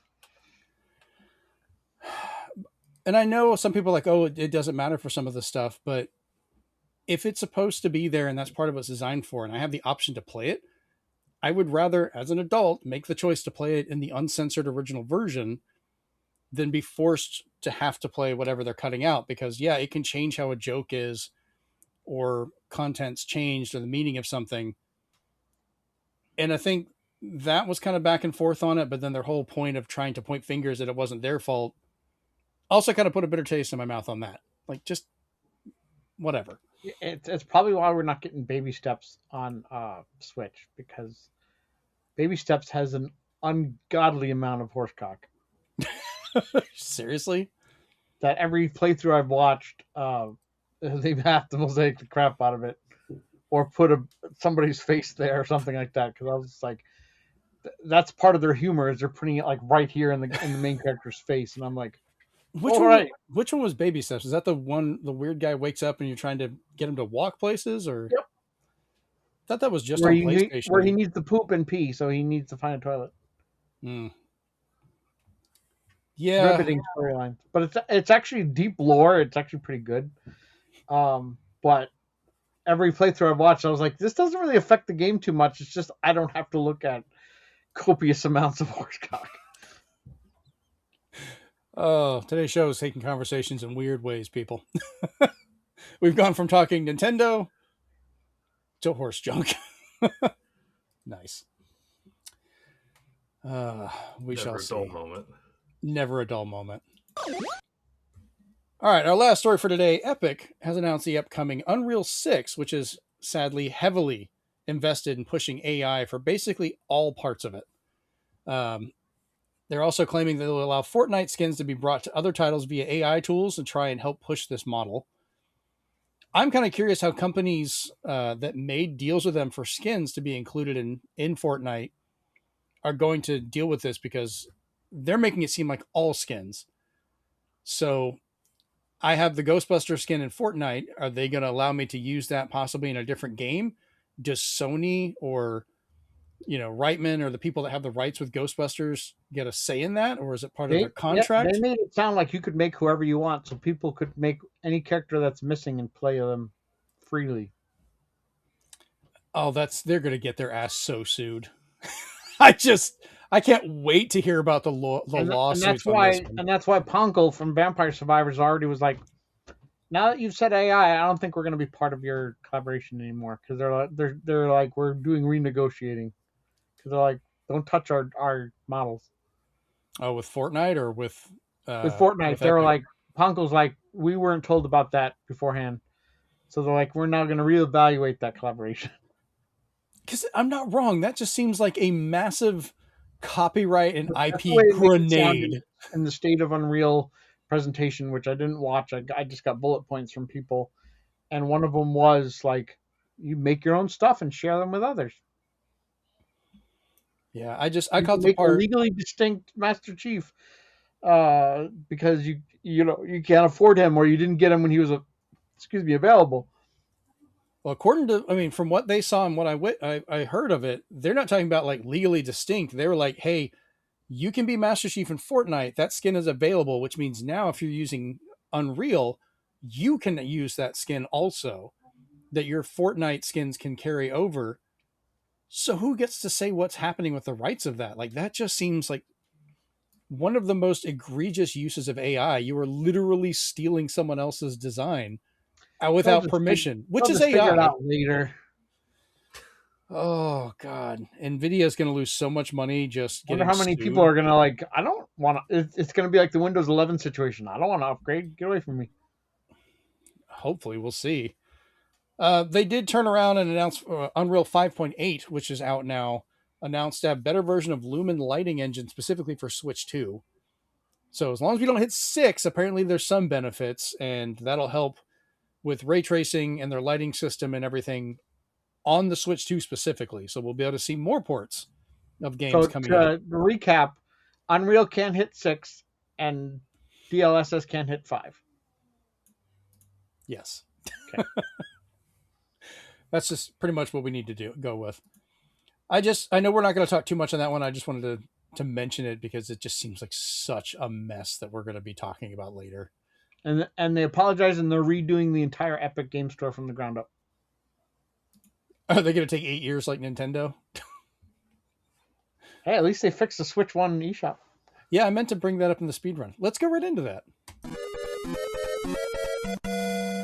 This is what Chase loves, yeah. Yeah, so we're adding in we're actually skipping this part and going straight to Nintendo redid the entire eShop. I meant to add that in there, but they had redone the Switch 2's eShop, and it ran great. We all loved it. It worked well.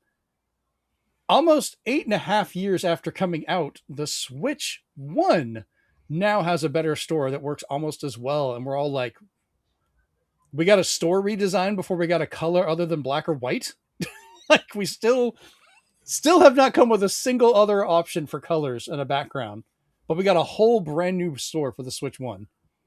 I mean, good on them. It works now amazingly, because it was annoying at first. But yeah, it functions. Surprise, I guess. Next up, Halo Campaign Evolved split screen on PlayStation 5 will require both players to have both a PlayStation Plus account and be linked to a Microsoft Xbox account individually. Both players having PSN will also provide access to online co-op. So on Xbox consoles, both players will require a unique Microsoft account and will require an Xbox Game Pass subscription to play online co-op. But you can still do split screen, but each person has to have their own Microsoft account. Yeah, no more copies of people. Steam players will need to link a Microsoft account, which that's standard for a lot of stuff. Happens with Forza and things as well. I looked a little bit more into this. I thought maybe it could be a weird side effect of a drop-in, drop-out multiplayer, because I was originally thinking Xbox, both people had to have an active account as well, but they don't. But the way it's worded, they're going to have to come out and clarify this, because They talk about both people having to have a PlayStation Plus account, and then talk later about giving access to online. So I don't know if it's just like I have a non-online PSN account. So if I get Halo 5 on PlayStation, let me just hold my food down there for a moment. Um, I guess I can't do couch co-op because I don't have two, yet alone one place active online account. What the fuck? So I'm also curious why they didn't mention physical at all. Like I should not need an Xbox Game Pass subscription if I buy the physical.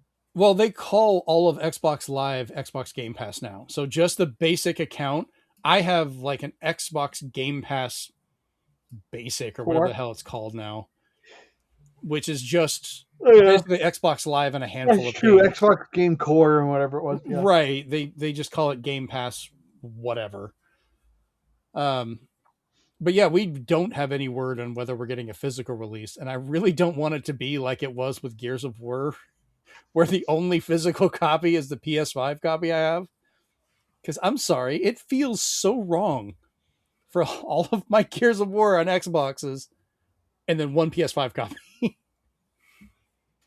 Just, I don't want that to happen with Halo, where it's like a bunch of Xbox Halo titles and PC. I have some PC releases, and then just there's one. a physical coming for PS5 and Series X. So yeah, will either of those be an actual physical, or is it just a disc representing download?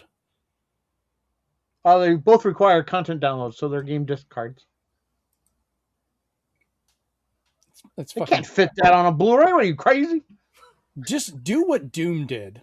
Put the single player on the content and have you download the multiplayer stuff. Like, that's the way you should do it. Save space on that. But nobody's not buying those. Nobody's putting that in it's a key card situation. They're just like, content download? Sign me up. I got 1 terabyte. Yeah, no. All right, and our last little bit of the speed run. Steam is ending the sale of their physical gift cards due to scammers that continue to demand their victims to buy them. They've been selling them in stores since 2012, but once the current run of them are gone, they will no longer produce or distribute them. They stated that they have tried for years to combat this trend, but decided in the end that the best thing was to just remove them outright. They still are offering digital gift cards, so good on you, Chase. I can still get you one next Christmas.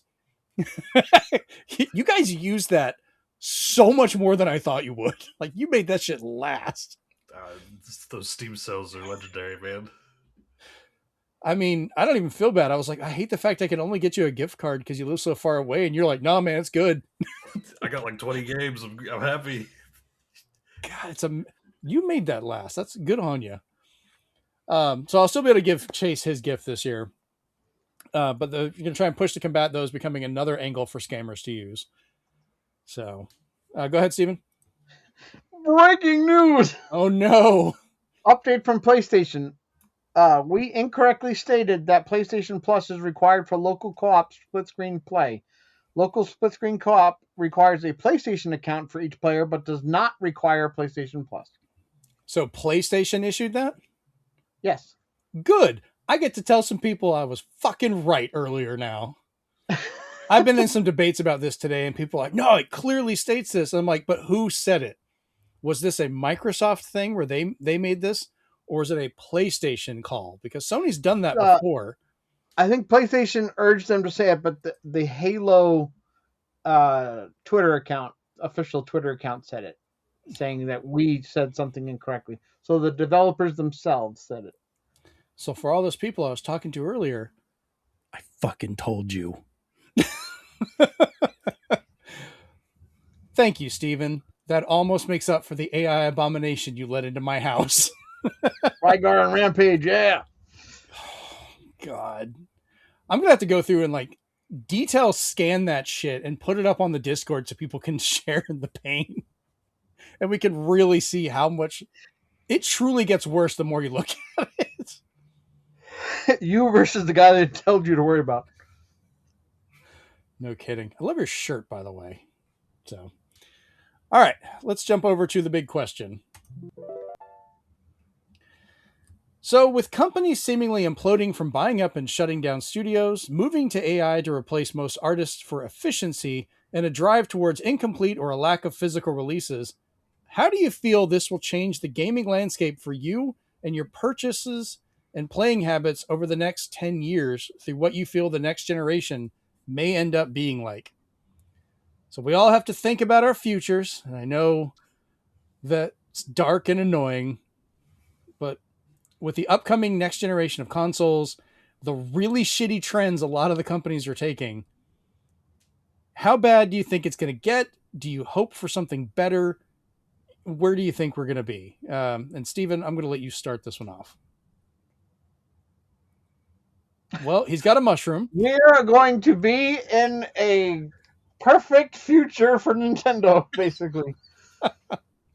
unless they smoke the ganja, we are all systems go for Nintendo to just keep their crown and laugh at the other two for chasing trends. Because if there's one thing Nintendo does is go to the beat of their own drum, love it or leave it. You know, they release stuff like Alarmo, and you're like, what the hell? And then, you know, they're not releasing joysticks or overpriced stereo speakers or anything like that. So you're like, all right. So, mainly, I just think AAA is going to die. I Because hope so, honestly. it's either using too much energy or it's costing too much money. So, I just see stuff like, you know, Gears of War, something like being like a big one-time event, and not like having like 3 AAA titles or anything like that. Because I in no way call Clockwork Revolution a AAA title. I'm on like the AA train for that. Because I think while the engine is basically doing a lot of the work, I don't think it has the budget of Gears of War whatsoever. No. Um, But it has so creativity, which I'm happy about. so you know, I don't think it'll change too much. It just might just change the type of games we get, because an interesting thing to say is like, um, cash grab games are hard to come by now, and the ones that do exist are just from properties that sold for pennies, like Smurfs, Garfield, Bluey. Like, they're very niche. We no longer get Disney pushing them to release Toy Story 5 as a game. We're not getting that. We didn't get Hoopers as a game. We didn't get basically any Disney movies in the last 10, 15 years, probably at this point, as a game. So we didn't get Lion King like we did back then. We didn't get, you know, Toy Story is now coming back because we're not getting a new one. So that seemed to change because a fad changed, and the fad of having like movie tie-ins are basically dying out. Do we still get licensed games? Yes, we just got 007, but that showed that when it's not tied to an actual movie, that it's tremendous, because it can just work with so much more. So it's not tied to wasting money on somebody's likeness or having to hire somebody's sound alike or voice and having to get all these celebrities. Instead, they can just get people who know how to act and go from there. The funny thing is, you just described the 007 game with a bunch of likenesses and voice actors, and No, and that's why. which I know that was your example of the. And that's why the over outside time, world. EA Yeah. saturated the market with 007 to the point where they were releasing garbage like 007 Racing, and they were running out of ideas. And then they're like, oh, well, here's GoldenEye Double Agent, and now here's GoldenEye Reloaded with Daniel Craig. And I was just like, okay, you guys lost the plot somewhere, because you're taking one 007 movie and you're releasing it 3 times to different results. So they were running out of ideas fast. So this shows that when you're not tied down to a certain contract, how you can make licensed games a lot better. And I think because of that, you know, especially with a lot of the behind the scenes stuff, it's just gonna. I think it's just gonna get better, and AI is gonna get more obvious, and we already can see the vitriol that comes out, even if the slightest or even the most confusing thing gets disclosed. So unless you're good about uh, hiding the body, so to speak, um, then you're already setting yourself up for a fall. Because while the rest of the idiot world loves AI, the people who actually like use it for games and stuff like that, they're not buying. For sure. Chase, what about you? Um, yeah, I think I do agree with Swan. I think AAA's coming to a pretty gruesome end. Like they can't keep companies can't keep affording to pay like I mean $400 million for a game is a pretty astronomical amount of money. Yeah, you can't. You Yeah. could have made like what eight $50 million games Yeah. essentially. Look Is that look my at math? look Yeah, at well, that's my math. look at that game Mecha Chameleon, right? It's prop hunt, but it's like Mario Paint. You have to hide your guy's body by painting over it to match the background. And that game sold 5 million copies already in 1 week. Yeah. Um, I don't necessarily. Um, I mean, I'm not necessarily gonna get into like what I think is gonna like everything that's gonna change or whatnot because I don't honestly know. I think companies are going to utilize AI. To what extent they utilize AI, um, who knows? And I also think it's going to be on the um, and in a way, I think it's going to be on the consumer to, like I said, like was it a week, 2 weeks ago? I said, as a consumer, you're gonna have to draw a line, and if they cross that line, then you don't buy the game. Right. And um, and I think we're gonna see that. We're gonna see what people find as acceptable and what people don't over time. Like I'm probably gonna still play the Crazy Taxi game. So Oh like yeah. obviously and I think a lot of people will. So like that's probably going to be like, an acceptable, like they haven't crossed the line yet. Um, I don't know. I mean, I don't think it changes too much for me necessarily in like my gaming because I, you know, if I see something that I looks like I'll enjoy, um, as long as it's nothing like absolutely atrocious about it that I find out, like I'll probably play it. I'll probably buy it. I'll probably play it. I'll beat it one or two times. I'll never touch the thing again. So it's just that's just kind of how it usually. Unless it's dispatch, I beat it 5 times. But like, yeah, I mean, yeah, I don't know. I mean,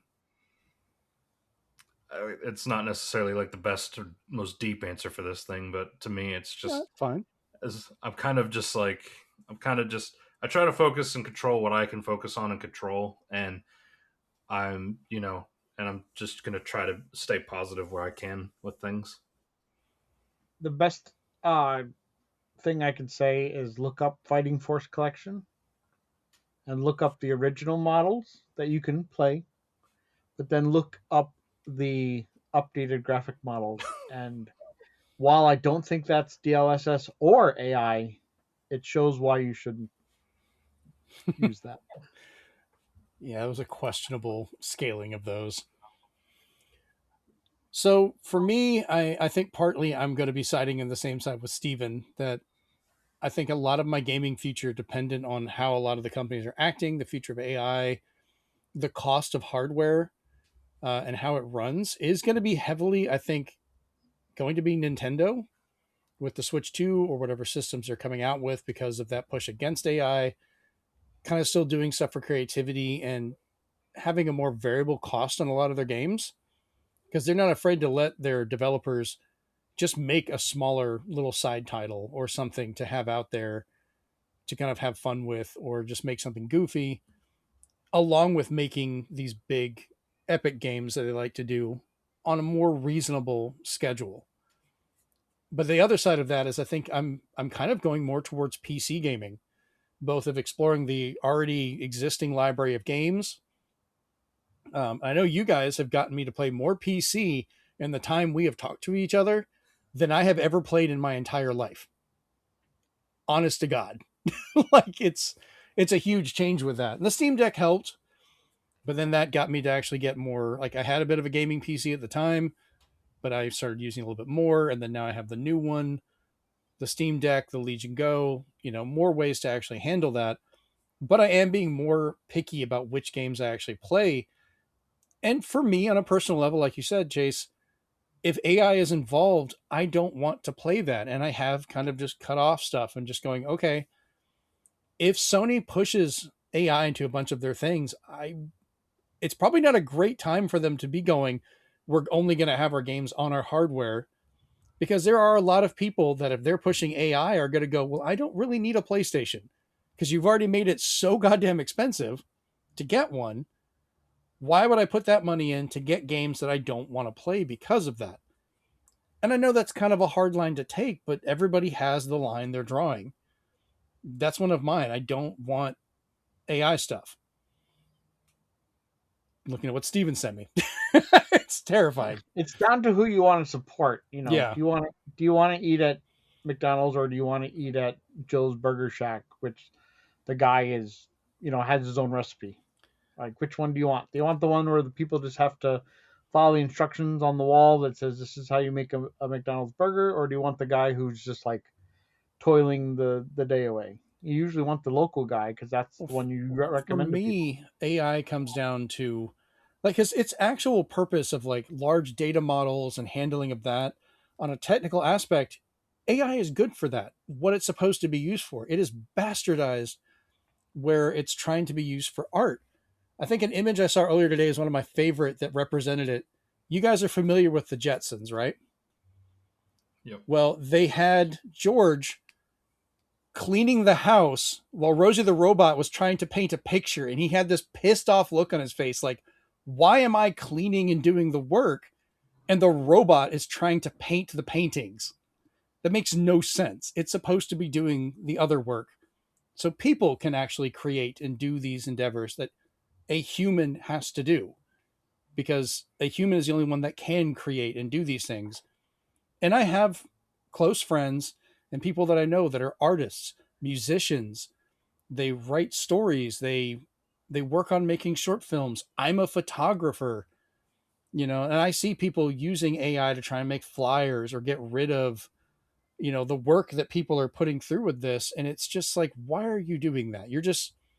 You want to have that little bit of stuff for yourself because you think it's making you creative while you're trying to throw away everybody else's actual work. And I don't expect everybody to be creative in every single way. I'm really good at photography. I cannot draw to save my life. I can't play a musical instrument. People have heard me try, and I'm sorry. My wife is kind of bad at photography, but she's a great musician. She's a writer. People have these balances, and we're supposed to work together to create these things. And that was the purpose of development teams. I don't want companies pushing that in there, and I'm afraid that's what's going to happen. And I think that's going to be part of what leads to the death of AAA. They're trying to find every way to make these big, giant tentpole games that used to be one or two in a generation. They want it to happen every month. And we're so far beyond that, because like if you think back to like the original Xbox PS2 era or the 360, there's a handful of the really big games like Grand Theft Auto 4 and, the Halo releases. Like Halo 3 was a whole big tentpole release, and it was a longer generation so they could have more than one and spread them out. But then they also made like ODST and Reach, which were smaller games. They were still big, but not as big. And they don't do that anymore. Everything has to be as big or bigger than before. And it's going to be a bubble that's going to burst as well, along with AI, and it's going to be bad. And I think that's going to be a major reckoning for PlayStation. And it's already, if Xbox survives that long, a reckoning for them too, if they can't straighten up. So it may come down to Nintendo and PC for a lot of gaming habits. I've kind of moved towards getting some digital for certain titles, but I still make an effort to get games that are actually physically released, because we're seeing more and more examples of those going away or becoming harder to play because of that digital requirement, because these storefronts can change at any moment. Like, I don't know. I don't trust Microsoft itself as a company that if Xbox gets shut down, they don't just go, well, shut the servers off. We don't have to keep anything up there anymore. Xbox is gone and every digital purchase is done. I could see Microsoft doing that just to put that money into more AI stuff. And I think all three of us would agree. You know, Sony, I'll give them credit. They'd probably try and keep stuff around for a bit. But once they're out of a game division, they're not going to give a shit. What's the point? You know, they'll shut it down like they do the streaming services or other stuff. Look at what Microsoft did when they shut down their rental and streaming stuff that you could buy videos on Xbox. As soon as that went away, you just lost all your titles. Sorry, they're gone. You don't get to keep them. Even if you have the files, you can't get the license anymore.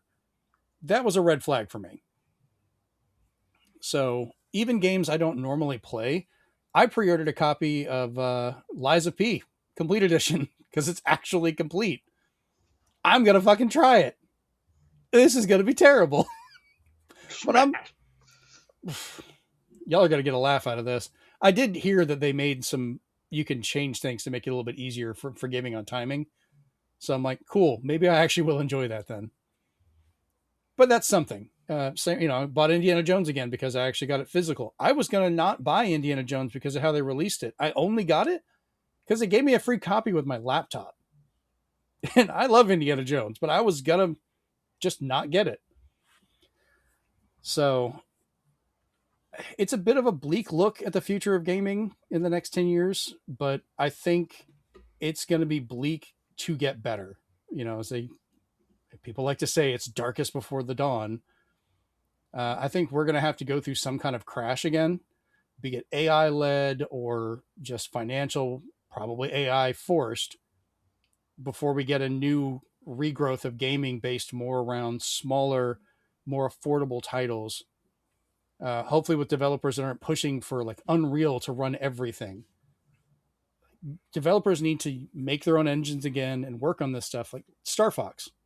Star Fox is not using Unreal or any of that stuff. They use an engine they developed, and the game looks phenomenal because it's designed around the Switch 2.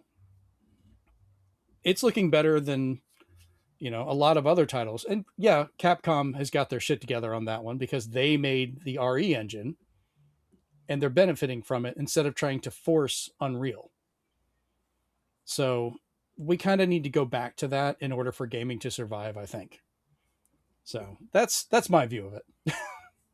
You guys just keep shaking your head like, yes, he's still talking. No, the only thing I was thinking of is that, like, and while I get it, like, one of us here is a branded soldier, and God bless you, Swan, but I was just thinking, like, if, say, for instance, this actually did happen and Sony and Microsoft somehow, like, the bubble Imploded. burst and they imploded, man, like, people love Nintendo now, but you would rue the day that Nintendo was the only dog in the game, probably. It would be hard to get physical stuff, yes.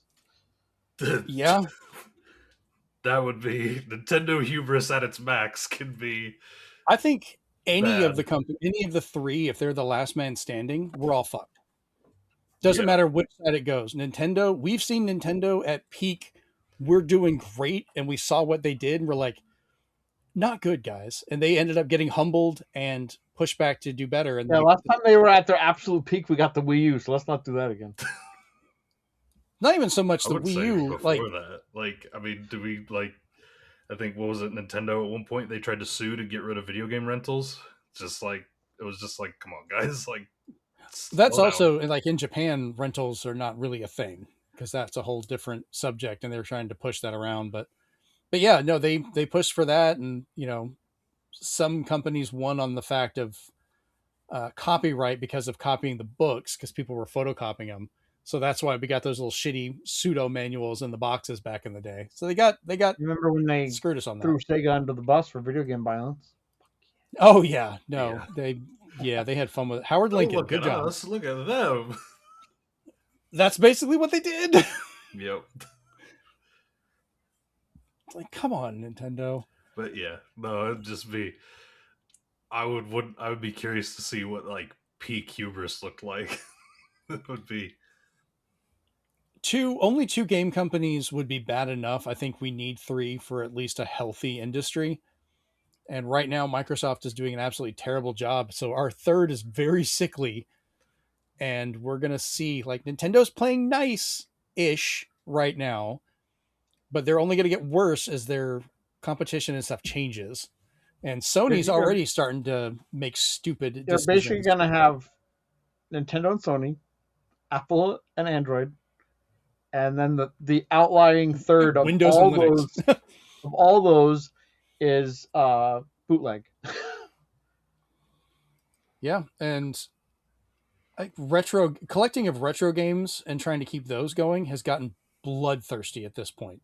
As Steven, I'm sure you've already seen where the I cost. need to grab my copy of Super Mario so I can sell it for $3 million. Yeah, that has gotten annoying. How much that has happened. Nintendo and I have had a real love-hate relationship, and they were a big reason what kind of killed my whole collecting like vibe. Oh, really? Yeah, it was a bit. Target did that for you. Target helped. No, well, no, but it's just like a little bit Nintendo, Sony as well. Like, wasn't all just Nintendo's fault. Sony as well, but yeah, it's just there's been some things over time that have really annoyed me. And you know what else ruined collecting? Scalpers. Bots. Yeah. You know what bots? You know what scalpers use? Bots. You know what bots are essentially? AI. Yeah. Yeah. It's like I think it's ruined. Like there's a local game store around here that they every day at 5:00 they'll start putting some stuff up that people will claim. And I swear a few people have got a bot or something set up that every time they put DVDs up, or if it mentions DVD, inhumanly fast, immediately they post all. They just claim every one of them. Doesn't matter what's there. They claim every single collection of movies, for $1 each, and they take all of them. And I'm like, are they reselling them? Like, what are they doing? Probably. And sometimes I can get in there a little bit quicker just to grab one. And it's just like every time the same people. It's like, what do you have set up for doing this? Like, it's not, they really need to change the rule where every person has to actually type out what they're looking for instead of just going, I'll claim it, which I've used that. I'm not going to lie, because there might be a collection of something that I want, but every single time is ridiculous. That's why Best Buy is great to pre-order. That's why Lego is amazing for pre-order. You put in a queue, you get in there. Yeah. It's not Ticketmaster BS where you get all the way to the end of the progress bar and then it resets and sells out. No. Oh fuck yeah! Don't get me started on that. It actually part of why we don't bother with concerts, sadly, anymore. I can update you guys that I have pre-ordered my Steam controller because Valve sent me an email saying you have 72 hours to pre-order it. So I said, thank you. Awesome. I thought you had pre-ordered it. That's why I printed you the stand. No, I said I'm definitely going to get it, but I said it went out of stock inhumanly fast. And then Valve in their infinite wisdom was just like the Steam Deck, we didn't know it would sell out that fast. So we're going to do a reservation program. That's exactly what they did with the Steam Deck. The Steam Deck ran out in seconds. So they did the same thing. I put my name in a hat and they told me you have 72 hours to pay for a Steam Deck. And I was just like, why did you revert to the old every man for himself again? Why? And then you just said, oops, we forgot to flip the switch for the reservation program. I don't know. Gaming itself, like collecting and getting games, is becoming harder in person because less and less stores are carrying them because they're trying to move away from physical media, which, for movies and stuff, sadly, Walmart has become like one of my last bastions of just going in and finding a movie, like walking in and looking to see. And that's where I found The Green Knight and the 4K copy of Blazing Saddles and, finding this stuff. Yeah, I can order some of them online, but I want to be able to just pick it up, look at it, and determine what I want to get. And I do that for games when I can as well. Plus, that's how you get sales and stuff on occasion or whatever you find. And the more they get away from that and the more digital only it becomes, or the more I have to start looking at games to figure out, is it a key card? Is it actually on the disc? Kind of kills the excitement of looking for these things. Like if you look at how Switch 2 games are at Walmart, they cover the bottom that's supposed to show you if it's a key card. You have no idea until they open the display and have to pull the game out. And it's like, I'm looking it up on my phone to see what it is beforehand. That's genius. Yeah, it's kind of frustrating. Like there's no other way to see it. So I don't know. I hate that on the Nintendo side, but I at least like the fact that they mark it and it's clear. I kind of wish Sony and Microsoft would do that too.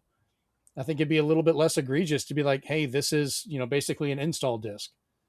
Okay, at least you told me and I'm not getting it and finding out, oh, okay, well, if I don't have internet right now or something's going on, I just can't play this, or one day it's going to stop working. So, by the way, join our Discord. We'll let you know. We post all the time links to physical all the time. Yes, please do.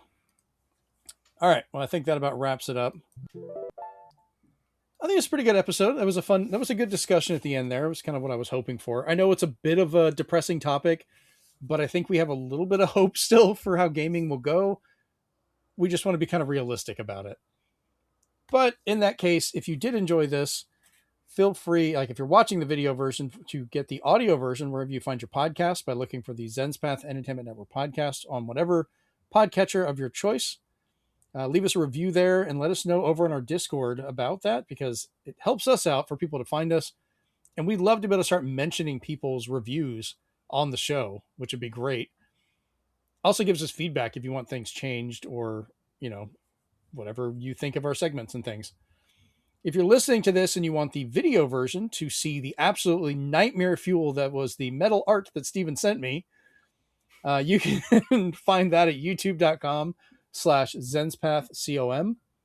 Links to all of this stuff is over at zenspath.com, including our Discord, the video and audio versions, and so forth, along with articles and things that we write. Over at YouTube, leave us a comment. That helps us out. Answer the big question. What are your thoughts of what gaming will be like for your collecting habits and playing habits in the next 10 years in the next generation? Leave us a thumbs up. Subscribe if you want to get the episodes faster. That's where you can also find our extra quarters whenever we get around to doing those, because good Lord, our schedules suck at doing that. But yeah, we have busy lives. All right, this has been episode 225 of the Zenspath Entertainment Podcast. I'm your host, Jeremy Powers, joined once again by Steven and Chase. And we're out. Peace. Rest in peace, Princess the Cat. We missed your commentary.